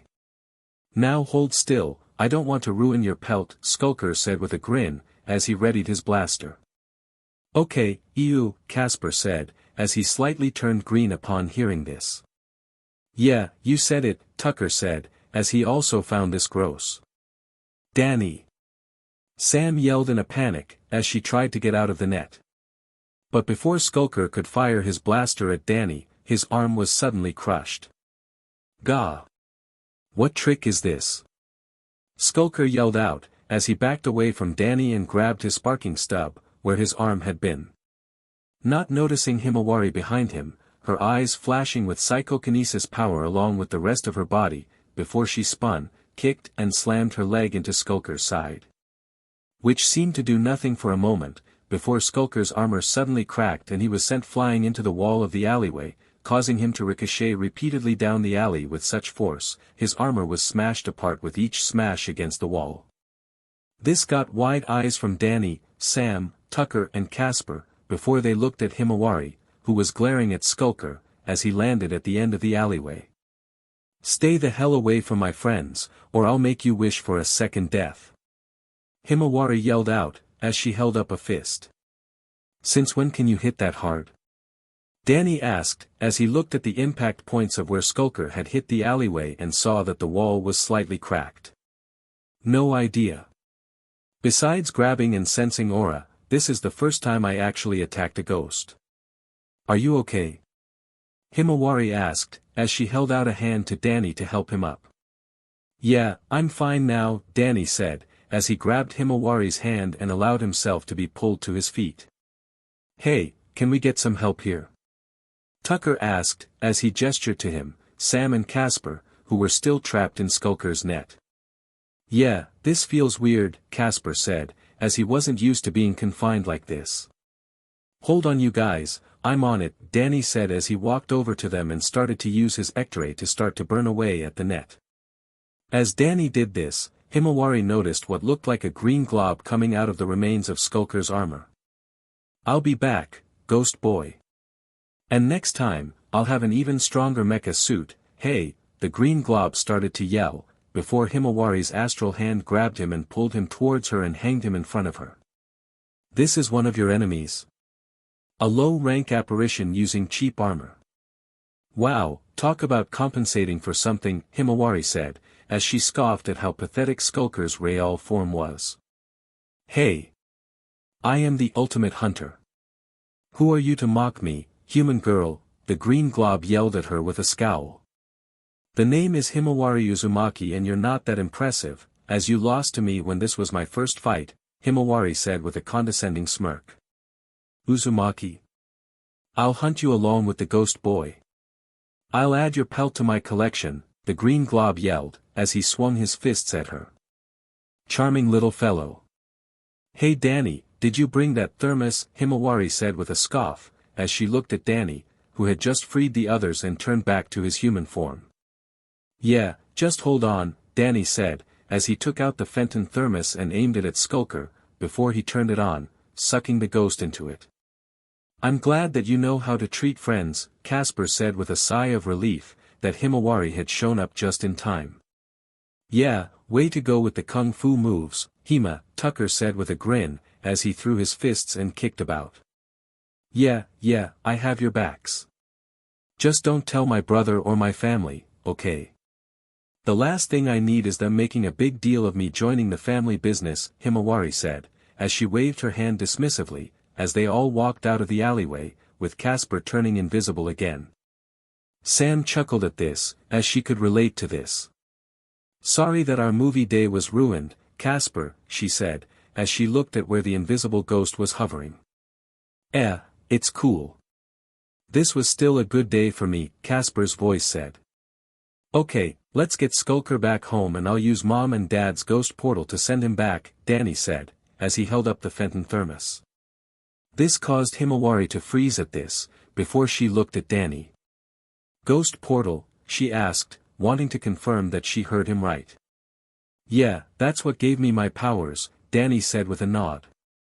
"Obviously. But I mean, this ghost portal actually leads to the afterlife, right?" Himawari asked, as she looked at Danny intently. "I'm assuming so. That's where all the ghosts have been coming from ever since it was activated," Danny said, as he put away the thermos in his backpack. Himawari slightly smirked upon hearing this, as they continued to walk off, as an idea started to form in her mind. Later back home. After getting some burgers and then splitting up to go home, Himawari was heading back home for the day. And as she approached her home, she saw the ghostly trio were flying out of the back window, covered in bruises and scratches. "Hey, what happened to you guys?" Himawari yelled after the trio. "Your brother mauled us after we pranked, MPH. Fatso was saying, before Stretch covered his mouth with his hand, silencing him. "Mind your business, skin bag." Stinky yelled, before he and his brothers flew off. So big bro does have a line. "Good to know," Himawari said with a chuckle, as she entered her home and walked upstairs, heading to her room. After she entered her room, she quickly locked her door. "Beetlejuice, Beetlejuice, Beetlejuice," Himawari said, causing said ghost to appear. "Ah, finally. Now, tell me all about your day with your new friends, including that ghost kid," Beetlejuice said, as he sat on the air itself.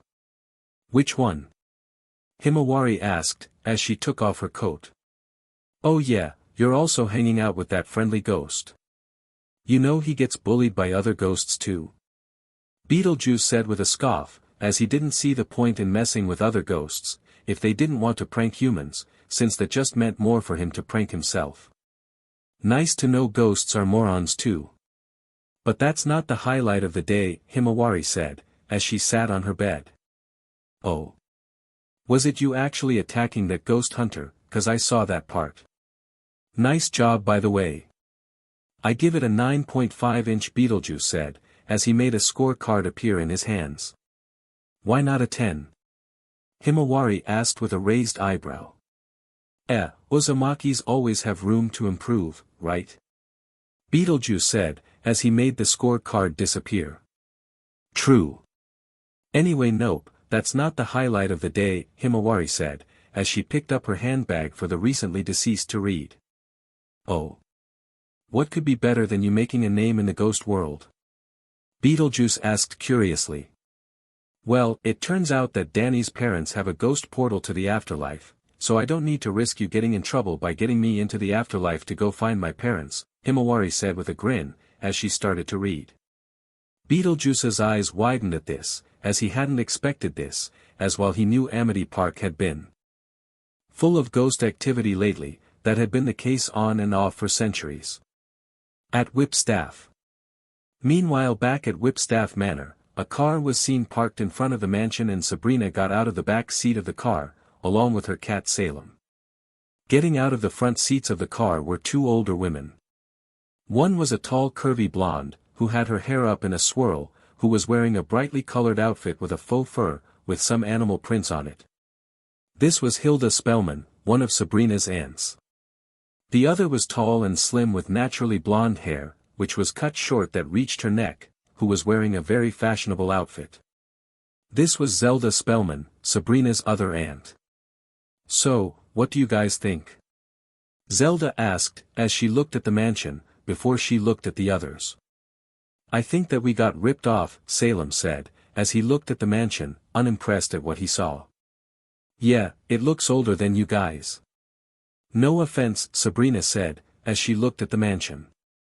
"Hey, some of the best things are old, Missy." "We're proof of that," Hilda said with a lightly annoyed tone. "Oh yeah? Name 5 cool old things then," Sabrina said with a raised eyebrow. "And bread doesn't count," Salem said with a smug tone, while Sabrina giggled at this. Hilda raised her hand to make a pointing motion at this, but Zelda grabbed her hand, stopping her. "Okay you two, let's go inside and take a look at our new home," Zelda said, as she led the way inside the mansion. After the 3 humans and cat entered the mansion, they looked around for a moment, before Zelda waved her hand, causing the lights to turn on. "Wow, no wonder the housing agent was reluctant to show this place, it's practically begging to be bought." "Wait no, my mistake, not bought but put down. Seriously, out of all the houses you two could have chosen, you had to choose the one most likely to have a history of murders attached to it?" Salem asked, as he looked around at the parlor. "Hey, it's not that bad. I'm sure that we can get this place presentable with some time," Zelda said, as she waved her hand once more, causing boxes to fill the parlor. "Why don't you go claim a room for yourself and unpack?" Hilda said to Sabrina, who nodded at this. "Well, have fun unpacking everyone. I'm going to see if this dump actually has any decent scratching posts, that don't look like they'll tear this place down," Salem said, as he stretched a bit, before he started his way up the stairs. "Salem, aren't you going to help unpack?" Hilda asked, as she yelled up after the cat. "Oh sure, what was I thinking? Hey, why don't you pass me the box that's absolutely not 3 times my size and 4 times as heavy? I'll be sure to carry it in my strong. Well now, that's odd, as I could have sworn I had arms just a few decades ago. I wonder what happened to them. Oh well, guess you'll just have to do everything till I get those darn arms back. Shouldn't be more than a couple centuries. I'm sure you can wait." "No. Well then, I guess there's nothing I can do about it, see ya," Salem said, stopping for a moment to talk to the 2 witches, before he continued on his way up the stairs. "Is it wrong? I'm hoping that the haunted rumor is true and he meets whatever is haunting this place first?" Hilda asked her sister, as she started to unpack the boxes with her magic. "Wait a minute, haunted?" Sabrina asked, pausing and following after Salem to look at her aunts. Zelda sighed at this, before she looked at her sister with an annoyed look, who just chuckled sheepishly at this. With Salem. Meanwhile with Salem, he was upstairs looking around at the mansion, before he found one room with a door open. "Oh hello, what's this?" "One room, decent lighting, and not 1, but 3 beds to choose from." Fatso, stinky, and stretch." Well, either someone was trying to make the weirdest boast about their dating game, or these guys had the laziest and worst nicknames imaginable. Assuming these are nicknames, 'cause if not, then that's just bad parenting and that's coming from me, Salem said, as he entered the room, before he jumped onto Stinky's bed and stretched a bit to get comfortable. As the cat started to rest, the ghostly trio flew into the room via the window. "I can't believe that Whiskers kid. Stinky yelled as he scowled. Yeah, one prank and he trip piles our therapy for the day, Fatso said, with a nod. You would think he could take a joke. Hey, when did we get a cat? Stretch asked, as he noticed Salem on Stinky's bed. This caused Stinky and Fatso to look down at Salem, who had heard them talking and looked up at them, who all smiled evilly at seeing the cat, who looked surprised at seeing them. Outside. As Casper flew back home after saying goodbye to his friends, he paused, as he saw a car parked in front of the mansion. Oh, that must be the new owners Naruto mentioned. Here's hoping the guys don't give them the usual greeting, Casper said with a hopeful smile, as he flew over. But he paused, as he heard a cat yowling, before Salem was seen jumping out of the second-story window and landing in a tree nearby. This is why I hate moving. Something always happens to the pets. We either get run over, forgotten or have to deal with JRK spirits. Salem yelled out in fear, as he held onto the tree for dear life, while the ghostly trio was heard laughing madly inside the mansion. Oh wow, they have talking cats. Sorry about them. My uncles are harmless, well mostly, Casper said, as he flew up to the branch Salem was on to help him. Another one? Sabrina. Help me. Salem yelled in a panic, as he hugged the tree branch. Hold on, I'm not Dash, Casper was saying, before a blast of magic struck him in the back of the head, sending him into the tree and sending him into the ground below. Okay, who the heck are you and why are you scaring my friend? Sabrina asked, as she came outside, her finger ready to fire another spell. Casper groaned as he shook his head, before he looked up at Sabrina and paused upon seeing her going silent, before his white face turned slightly red. Seeing this, Salem chuckled, but said nothing, as he heard yelling coming from the room he had been ejected from. Witches, the ghostly trio was heard screaming in terror, as flashes of light were seen flying from the bedroom window, along with the sounds of the trio of ghosts yelling in pain, as obviously Zelda and Hilda had heard Salem scream and had run upstairs to investigate. With Naruto. It was morning and Naruto was waiting at the door for Himawari to come out, so that they could head off to school. Hima, hurry up already. We are going to be late for school. Naruto yelled, so that his sister could hear him.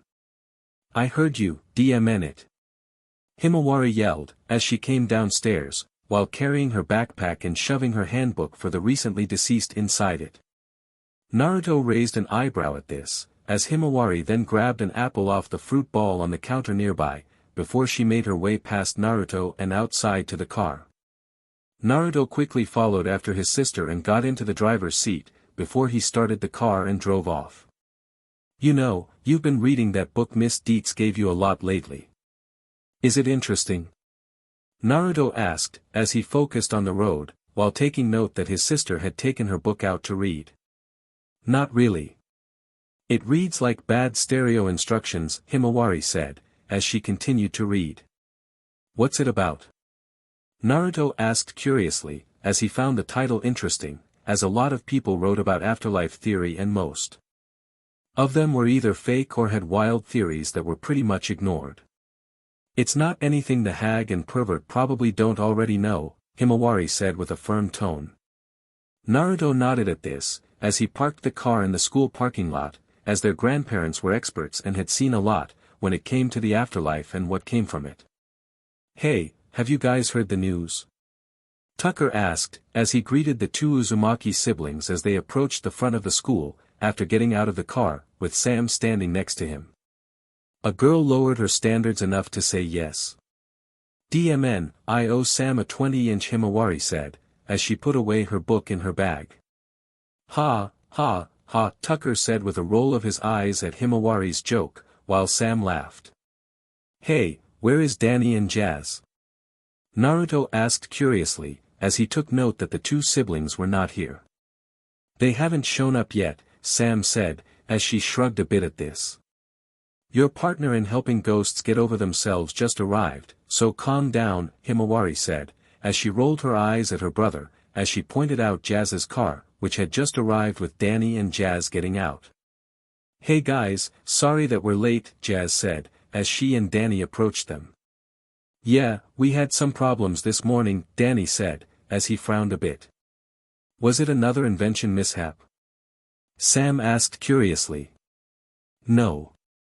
Dad forgot his anniversary and Mom left for the weekend, Jazz said, as she shook her head at her dad. Geez, again? Tucker asked curiously. What's that, the 10th time now? Sam asked curiously. And he's still alive? Wow, your mom has the patience of a saint, Himawari said as she snorted at this. Hima, sorry about her, Naruto said as he gave his sister a look of disapproval, before he looked at Jazz. It's fine, she's not lying, Jazz said, as she shrugged at this. Jazz, this isn't good. Plus, Dad's anniversary present was sent through the ghost portal, before Dad took off after Mom, Danny said as the teens all walked towards the school. Okay, that's twice you mentioned a ghost portal, Naruto said, as he looked at Danny. Himawari scowled at this, as she knew that Naruto knowing about the ghost portal was going to be a problem. Yeah. Mom and Dad made a portal to the afterlife, at least, that's where I'm assuming they come from, Jazz said, as she looked at Naruto. It's the afterlife. I just had to send Technus back yesterday, Danny said with a sigh. Heh, it looks like you're out of a job, if they can still come back, Himawari said with a chuckle at her brother. What made them make it, in the first place? Naruto asked Jazz and Danny, ignoring his sister. No idea. I think they said they were working on it since collage, Jazz said, as they approached their lockers. Well anyway, did you hear the news? Tucker said to the others as he opened his locker. No, what's up? Naruto asked, as he opened his own locker, which was next to Jazz's. Someone actually moved into Whipstaff Manor, at least, according to Casper, Sam said with a chuckle at how excited the ghost had been, when he had told them before he flew off. Oh yeah, Stretch and his fellow morons mentioned that, though they wouldn't get into details when pressed. Something about it being hazardous to their afterlife, Jazz said, as she nodded at this. Since when do you insult people? Danny asked, raising an eyebrow at his sister. After what they pulled with Naruto during our first session, they are morons, Jazz said with a scoff, as she crossed her locker. Don't ask, Naruto said to the others with a sigh. Did Casper say anything about the people who moved in? Danny asked Sam, as they all went to go to their classes, with Naruto and Jazz splitting to go to their own classroom. No. He said he couldn't say, as he wanted to respect their privacy, as apparently, they really like to keep to themselves, Sam said, as she shook her head at this. Well, let's get to class, Himawari said, as she and the others entered their classroom. As they all took their seats, the bell rang and Mr. Lancer stood in front of everyone. Okay class, we have a new student with us today. Sabrina Spellman, would you like to come up and introduce yourself? Mr. Lancer said, as he looked at Sabrina, who was sitting in the back of the class, along with Danny and his group. Sabrina nodded at this, as she stood up and made her way to the front of the class. Spellman, Paulina said with a scoff and a condescending smirk. This got some laughs from some of the class, while Mr. Lancer gave the class a look of warning, as Sabrina approached the front of the class and looked at everyone. And as she looked at the class, she paused, as she looked at a picture of Mount Rushmore and saw Casper's face, which was over one of the faces on the mountain, which looked back at her and smiled. Miss Spellman. You want to introduce yourself? Mr. Lancer asked. Oh. Hi, my name's Sabrina Spellman, Sabrina said with a smile, as she waved at everyone after looking away from Casper. Oh, watch out everyone, she's gonna put a spell on us, Dash said with a laugh, causing some others to laugh at this. Sabrina? What, like that girl from that dorky game and TV series? What's it called, Pocketmen? Paulina asked with a snicker. It's called Pokemon, and it's awesome, Tucker said, as he smiled. As he said this, thanks to her aura senses, Himawari noticed an invisible Casper, who was flying around underneath the other students' desks and tying their shoelaces together. What's he doing? Himawari thought, as she didn't think Casper had it in him to prank anyone, even the popular kids. So, where do you live? The moon? Quan asked, causing many to laugh at this. No, Whipstaff, Sabrina said, which caused everyone to stop laughing and look at her in shock. Oh. I get it, now, Himawari thought, as she lightly chuckled at what Casper was up to now. You've heard of it then? Sabrina asked, raising an eyebrow at the fact that everyone was surprised at this, even Mr. Lancer. You actually live there? Star asked with wide eyes. Well, yeah. I mean, my aunts decided it was time for a fresh start, and when they saw the place, they decided that while a little creepy, it was actually kind of unique and cool, once you got used to it, Sabrina said, as she shrugged and smiled a bit. Yeah, if you're a freak like Fenton's parents or Uzumaki's family of freaks, Paulina said, as she gestured to the back of the class. Keep talking, princess. They won't find the body, Himawari said with a cold and bored tone. Mr. Lancer, check this. We need an awesome place for the Halloween dance coming up in a few weeks, right? This girl has a seriously creepy house, with room to spare, Quan said, as he gestured at Sabrina, with many of the students nodding in agreement. Well, wait a minute. What about having the party at my place, like we do every year, Paulina said with a scowl, as she stood up at this. Okay then, we'll take a vote. Those that want the party to be at my place, raise your hand, she said with a grin, as she raised her hand in the air, only to see that the entire class wasn't raising their hands, as Whipstaff was actually a great idea for a place to throw a Halloween party. Whipstaff? Mr. Lancer asked, causing the entire class's hands to shoot up at this. While peaking at 14, such a shame, Himawari said with a smirk at Paulina, as she sat down along with Sabrina. Paulina growled at this, obviously not happy with Himawari's dig at her. The bell soon rang, causing everyone to stand up, before all those with their shoelaces tied together tripped. Hey, how come you guys didn't trip up? Dash asked with a scowl, as he looked up at Danny, Tucker, Sam, Himawari and Sabrina. Well, we actually pay attention to our surroundings, Tucker said thinking quickly. I'm gonna chalk it up to inbreeding, Himawari said with a shrug, as she walked past all the downed students. I'll say that ghost with the mold on his skin pranked us again, Quan said with a groan, as the students started to leave. Ghost with mold skin. Casper thought to himself, before he shrugged at this, thinking it must have been either one of his uncles, or another ghost that they'd seen. Miss Spellman, a moment if you please, Mr. Lancer said, as he approached Sabrina, just as she was about to leave the classroom. Yes, Mr. Lancer. Sabrina asked, as she paused to look at him. I would like to apologize about the students pushing the idea of a Halloween party on you. So if you want, I can come up with an excuse for you, if you want to cancel dash, Mr. Lancer was saying, before he was cut off. No. I'm sure that I can convince my aunts. Thankfully, we have a few weeks to plan, Sabrina said, as she shook her head.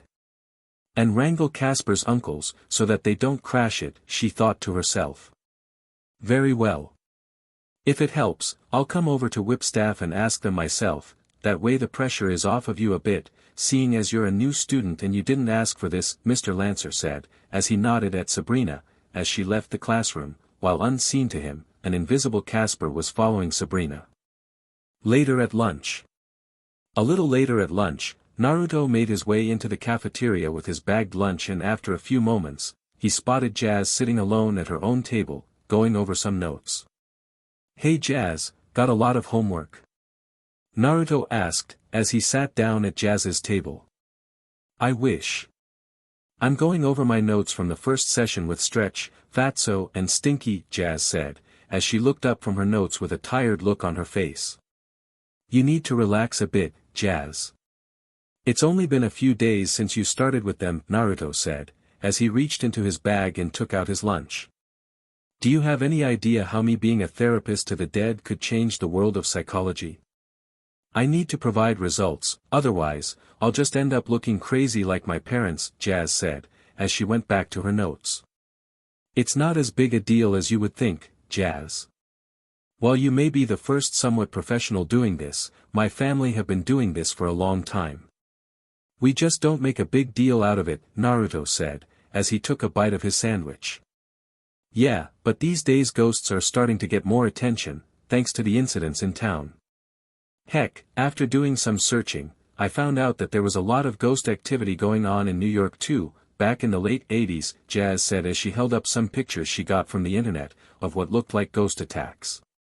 Ah, the Gozer incident. From what I hear from my grandparents, they were surprised some wannabes actually beat him, seeing as he's the equivalent of a god, Naruto said, as he nodded at this. Yeah, this stuff is actually fascinating, when you take away the crazy factor, Jazz said, as she put down the pictures. So, what did you find out about the trio? Naruto asked her, as he took a sip from his drink bottle. They are immature idiots, Jazz said with a firm tone. That's obvious, thanks to the first encounter with them. You want to expand on that, Doc? Naruto asked, using the trio's nickname for her. Well, from what little I can tell, they just want to enjoy their afterlife, most likely because their lives were not as fulfilling, Jazz said with a shrug. Yeah, that sounds about right. The best we can do, is just try to keep them in line and keep the peace, Naruto said, as most of the time, spirits like this eventually moved on to the great beyond on their own. Should be easy with you going all extra on them. Is there a story behind that? Jazz asked, as she looked up from her notes at Naruto. It's a long one and not really one I want to get into, while at school, Naruto said with a sigh, as he paused while eating his sandwich. Jazz nodded at this, as she decided not to press him, as she figured Naruto would talk to her eventually, if she just gave him time. Meanwhile, nearby at another table, Danny's group were sitting at their table and were watching as Sabrina was invited to sit at the popular table by some of the popular teens. "Aw man, that's another one off the list," Tucker said, as he knew if the new girl was already popular, then his chances were pretty low. "You're better off, 'cause if Casper sees you trying anything, he may ask his uncles for tips," Himawari said with a chuckle at seeing this. "So that was him who tied up their shoelaces, little charmer," Sam said with a chuckle at this, as she found this a little cute. "So what's your plan for going after your dad's present for your mom?" Himawari asked Danny, as she decided to get to the point. "Huh?" Danny asked. "Well, you know it's in there, right? You may as well go after it and save your dad the headache," Himawari said casually, as she shrugged slightly. "Well, I had considered going in, but I haven't gone through the ghost portal itself before," Danny said. "Well, if you want, I can go with you. I mean, my family's name might make the ghosts back off while we are there," Himawari said with a slight grin, as she remembered how Skulker reacted to her. "Or make them riot," Tucker pointed out. "Not helping," Himawari said, as she gave Tucker a flat look. "Who said I was trying to help?" "Ow. Okay. Tucker said with a grin, before Himawari slugged him in the arm. "Well, we could all go, that way we have more ground to cover," Sam said as she looked at Danny. "Well, my parents do have a new invention that we could use to travel around in there. So if you guys are willing to go," Danny said with a grin at his friends. "Cool, it's a plan then. We can do it this weekend," Himawari said with a smile, as she mentally cheered at the chance to get to the other side and hopefully get some answers on why nobody in her family could make contact with her parents. "Shouldn't you let Naruto know?" Sam asked with a raised eyebrow. "Nah, he's busy playing therapist with Jazz. Plus, if I know him, he will pull some CRP about how the living shouldn't be going there and blah, blah, blah," Himawari said, as she rolled her eyes at this. "Don't worry, it will be fine, Danny, as you have your powers and with Hima's expertise, along with me and Sam as backup, it'll be all good," Tucker said, as he gave Danny a thumbs up. "Not an expert, and it will take more than flattery to get you a date," Himawari said with a shake of her head. "So there is a chance," Tucker said with a grin, as in his mind, there was some way for him to get one.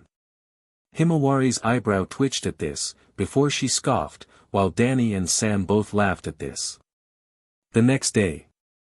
It was the next day and Himawari was in her room, getting her bag ready for going over to Danny's.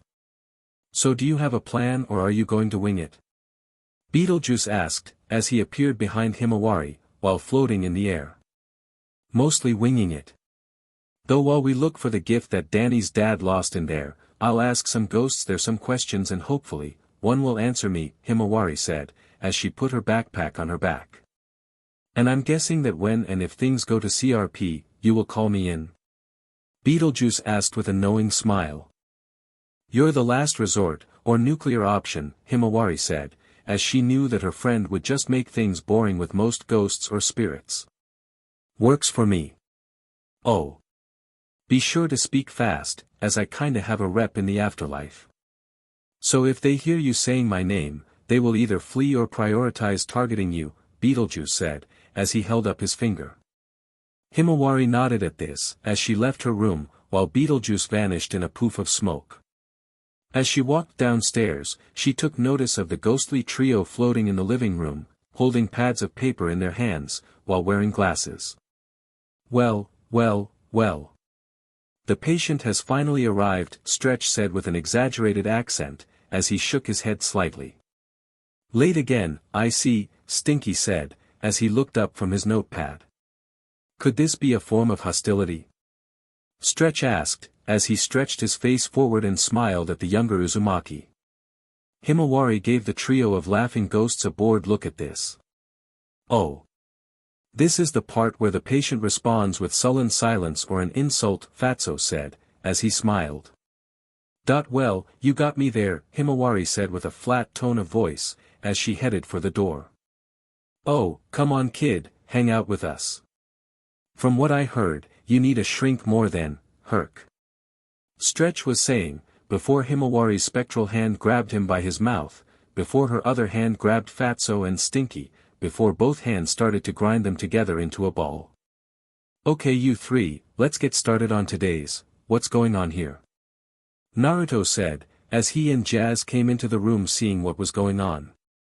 Stress relief therapy. And I gotta say, it works, Himawari said with a smirk, as her spectral hands dropped the trio, who were all tied up together into a ball.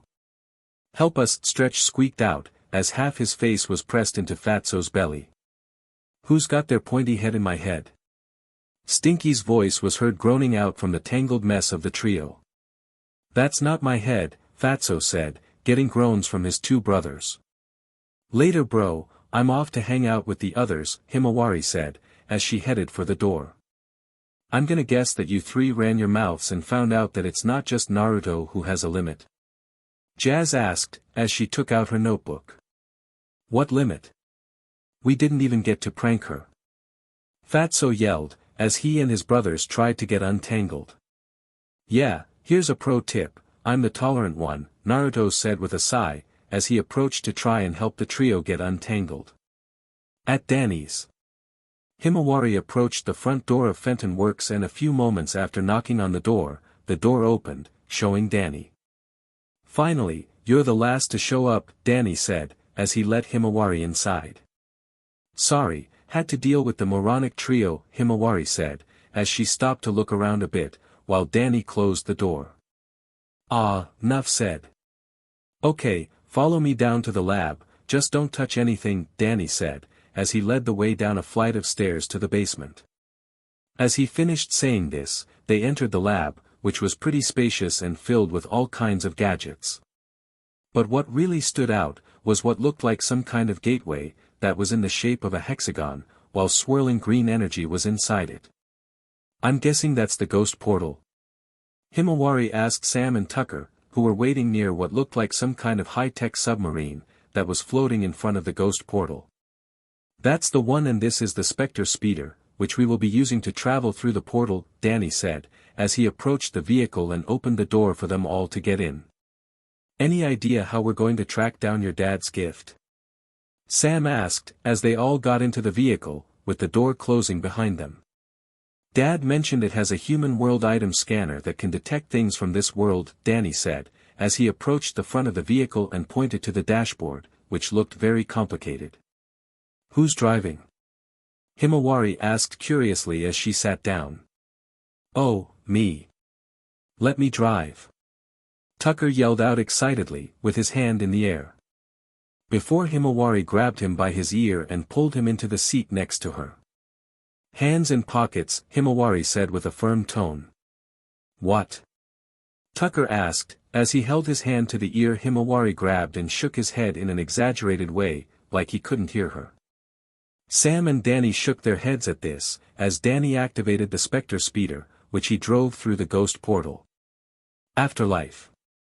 The group looked around at the world they had entered, which was green and seemed to be filled with purple doors and windows, along with all kinds of different kinds of ghosts and spirits flying around. Whoa, Danny said, as he looked around, surprised at how different the afterlife looked. Hey look, there is a town down there, Sam said, as she pointed down at what looked like a giant floating landmass, where what looked like several buildings were on it. Do you think we should land and ask if anyone has seen the present? Himawari asked, as she hoped that they would land there, so that she could ask someone some questions.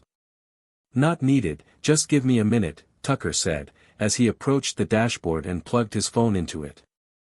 I thought I told you to keep your hands in your dash, Himawari was saying, before she was cut off, as a holographic radar screen appeared on the dashboard. Human world item detected, the ship's AI said, as an image of what looked like a wrapped present appeared on the radar. Good job, Tucker, Sam said with a grin, as she grabbed the steering wheel and started to drive the vehicle. Yeah. Now we can head straight for the present, as my parents should be back home by tonight, Danny said, as he sighed in relief. Himawari cursed mentally at this, but said nothing, as she knew this wouldn't be her only chance to ask a native here about her parents. With Naruto. Meanwhile with Naruto, he and Jazz had just wrapped up a therapy session with the ghostly trio and were now outside Naruto's house. I swear, if half the ghosts your family deals with are this annoying, they are saints for helping them, Jazz said with a sigh, as she rubbed her forehead. You will get better at this. Heck, I think they are starting to actually take you seriously now, Naruto said with a smile, as he and Jazz crossed the street towards Fenton Works. Yeah, only because they don't want to go home, Jazz said, as she stopped rubbing her forehead. I am still curious how bad the new tenants of Whipstaff can be, if those three are wanting to stay in therapy to get away from them, Naruto said, as he was curious, but the trio was adamant that they couldn't say. Maybe you should head over and make sure things are going well, Jazz said, as she approached the front of her home's door.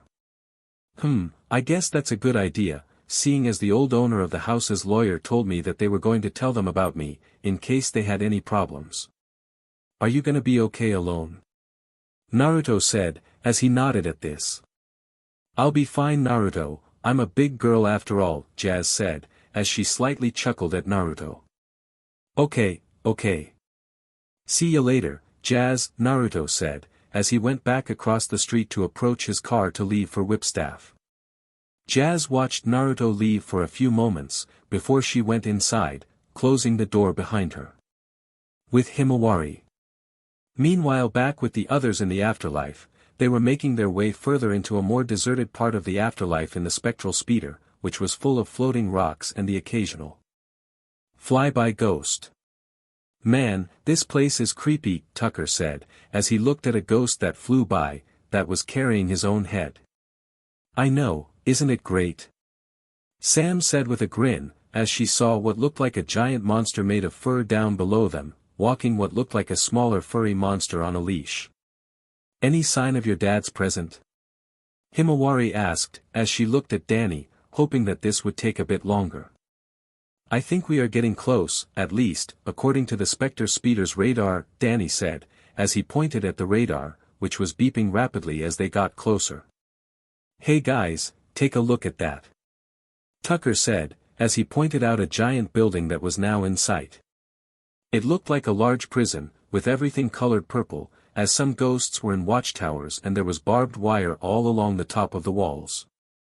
They have a prison in the afterlife? Sam asked curiously, as they all looked at the building. Probably for the ghosts that are the most destructive and cause the most trouble, Himawari said, as she looked at the prison with interest. Well, whatever it is, the radar is going nuts looking at it, Danny said, as he looked at the speeder's radar. Then hurry up and park this thing already, so we can make a plan, Himawari said, as she stood up from her seat. Danny nodded at this, as he quickly parked the Spectre speeder behind a giant rock formation near the prison. So what are we going to do? Walk up to the prison and ask them to hand over the present? Tucker asked, as they all got out of the speeder and looked around the corner at the front gates of the jail. I'm thinking that we sneak in and look for it, Danny said, as he looked at the front gates, seeing that there were guards everywhere. The guards all looked like they were SWAT, as they wore uniforms and had riot shields and batons. If we are going to do that, it would probably work better if we had disguises, Sam said, as she knew even if they snuck in, they would get caught eventually, if they looked like themselves. Well, we could borrow some uniforms, Himawari said, as she made air quotes when she said borrow. That could work, but how are we going to lure some of them over here? Danny asked, as he looked at the guards who were patrolling. We could throw some insults at them. Tucker asked with a shrug. We need to lure them over with something that is possibly dangerous, Sam said, as she figured the guards would either just ignore them or attack them from afar if they did that. I have it. Be ready to help me subdue them, Himawari said after a few moments of thought, before she snapped her fingers and smiled as an idea hit her, before she approached the corner of the rock they were hiding behind. Danny quickly turned into his ghost form and nodded at Himawari, while Sam and Tucker took cover by the speeder. Oh my God, is that a sandworm? Himawari yelled loudly in a panic. This got the attention of the guards patrolling the front of the prison to stand at attention, before 4 of them quickly made their way over to the rock formation to investigate. What's a sandworm?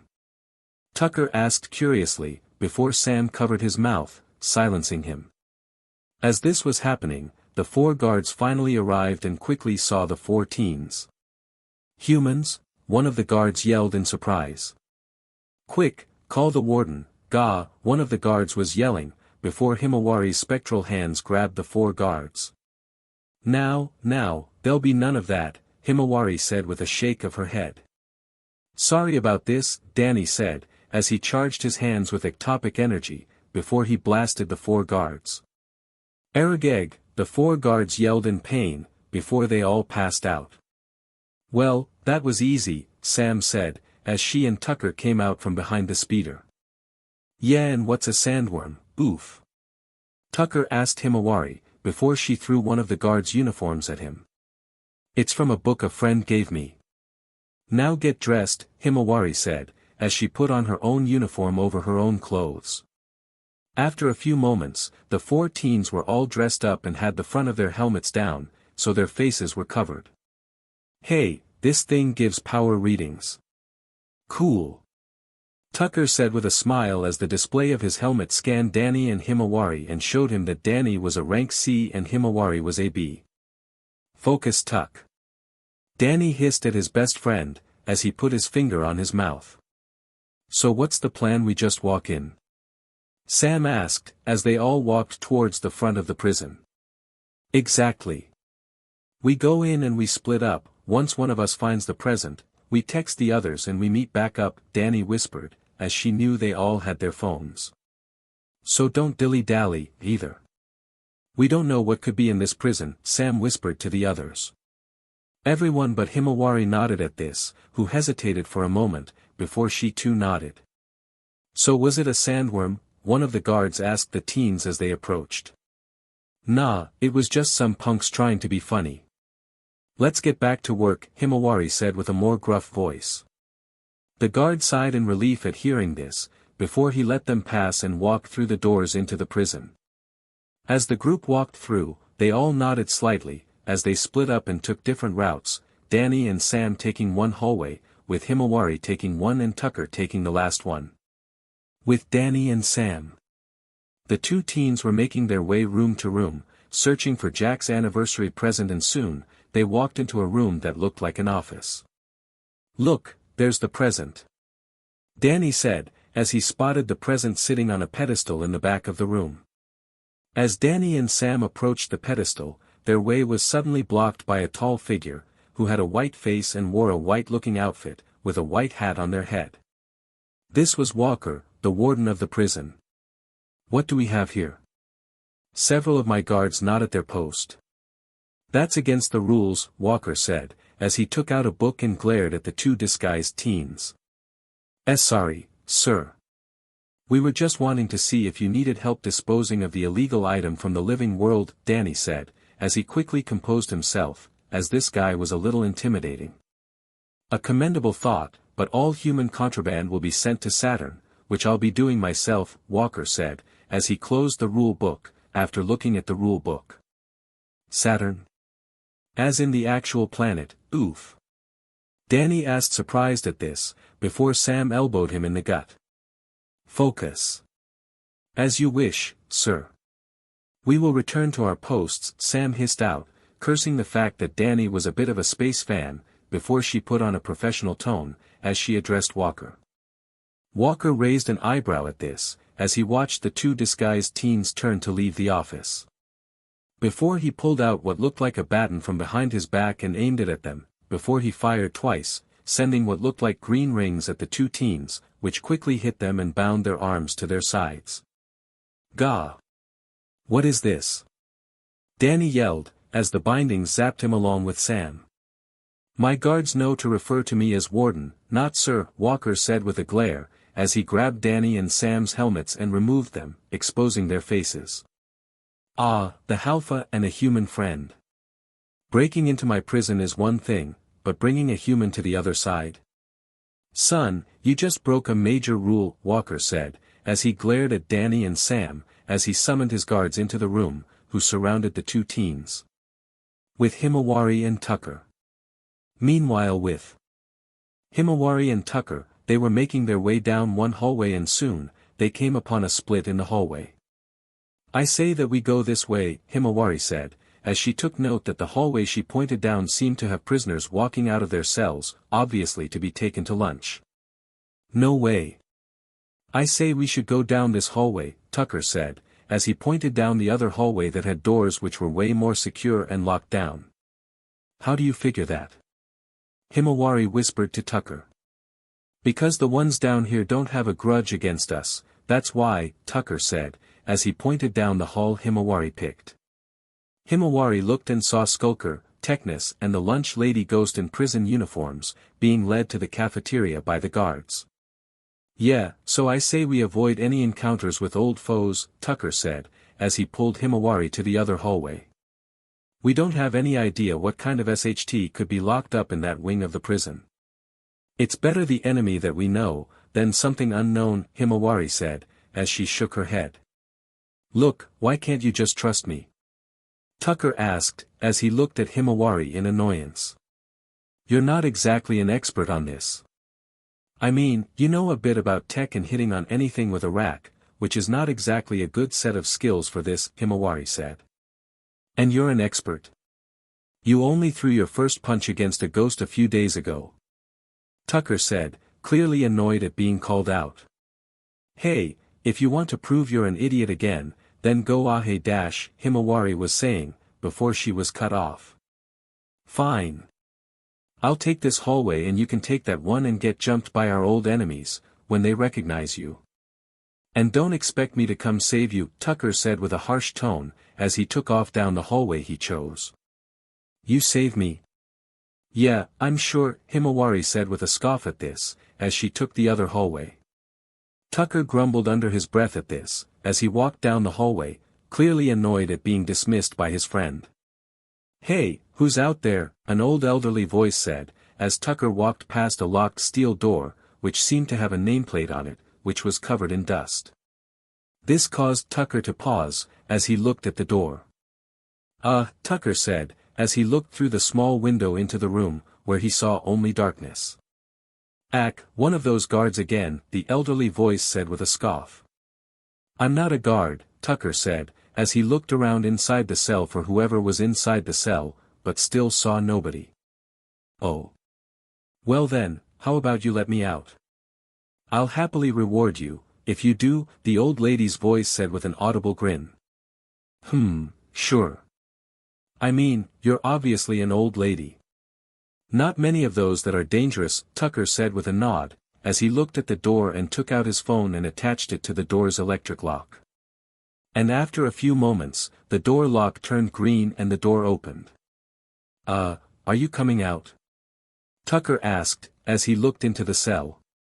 Before, a very elderly woman with reddish-brown wrinkled skin, long thick white shaggy hair, wide eyes with a yellow scara and were stuck looking to the sides, as she wore what looked like a black kimono came out of the cell. Thanks for the help. I'll let you have my melons for your reward, the elderly woman said, as her eyes looked all over the place, as she twitched violently. Tucker's jaw dropped in shock at hearing this, before he did the first thing he could think of. He took off down the hallway back where he came like a bat out of hell. The elderly woman smiled madly at this, before she took off running after Tucker, leaving a sonic boom behind her, causing the dust on the nameplate to her door to be sent flying, revealing the nameplate on her cell door. Turbo Granny. And as Turbo Granny quickly caught up with Tucker. Gah! Tucker's screams of terror echoed throughout the prison. So alright folks, that's all for today. Stay tuned for part 3. Do subscribe, like and share for more such videos. Also check out the story and author KFB Anime 87 on fanfiction.net. Press the bell icon to be notified first on release. See you in the next video. Till then, goodbye.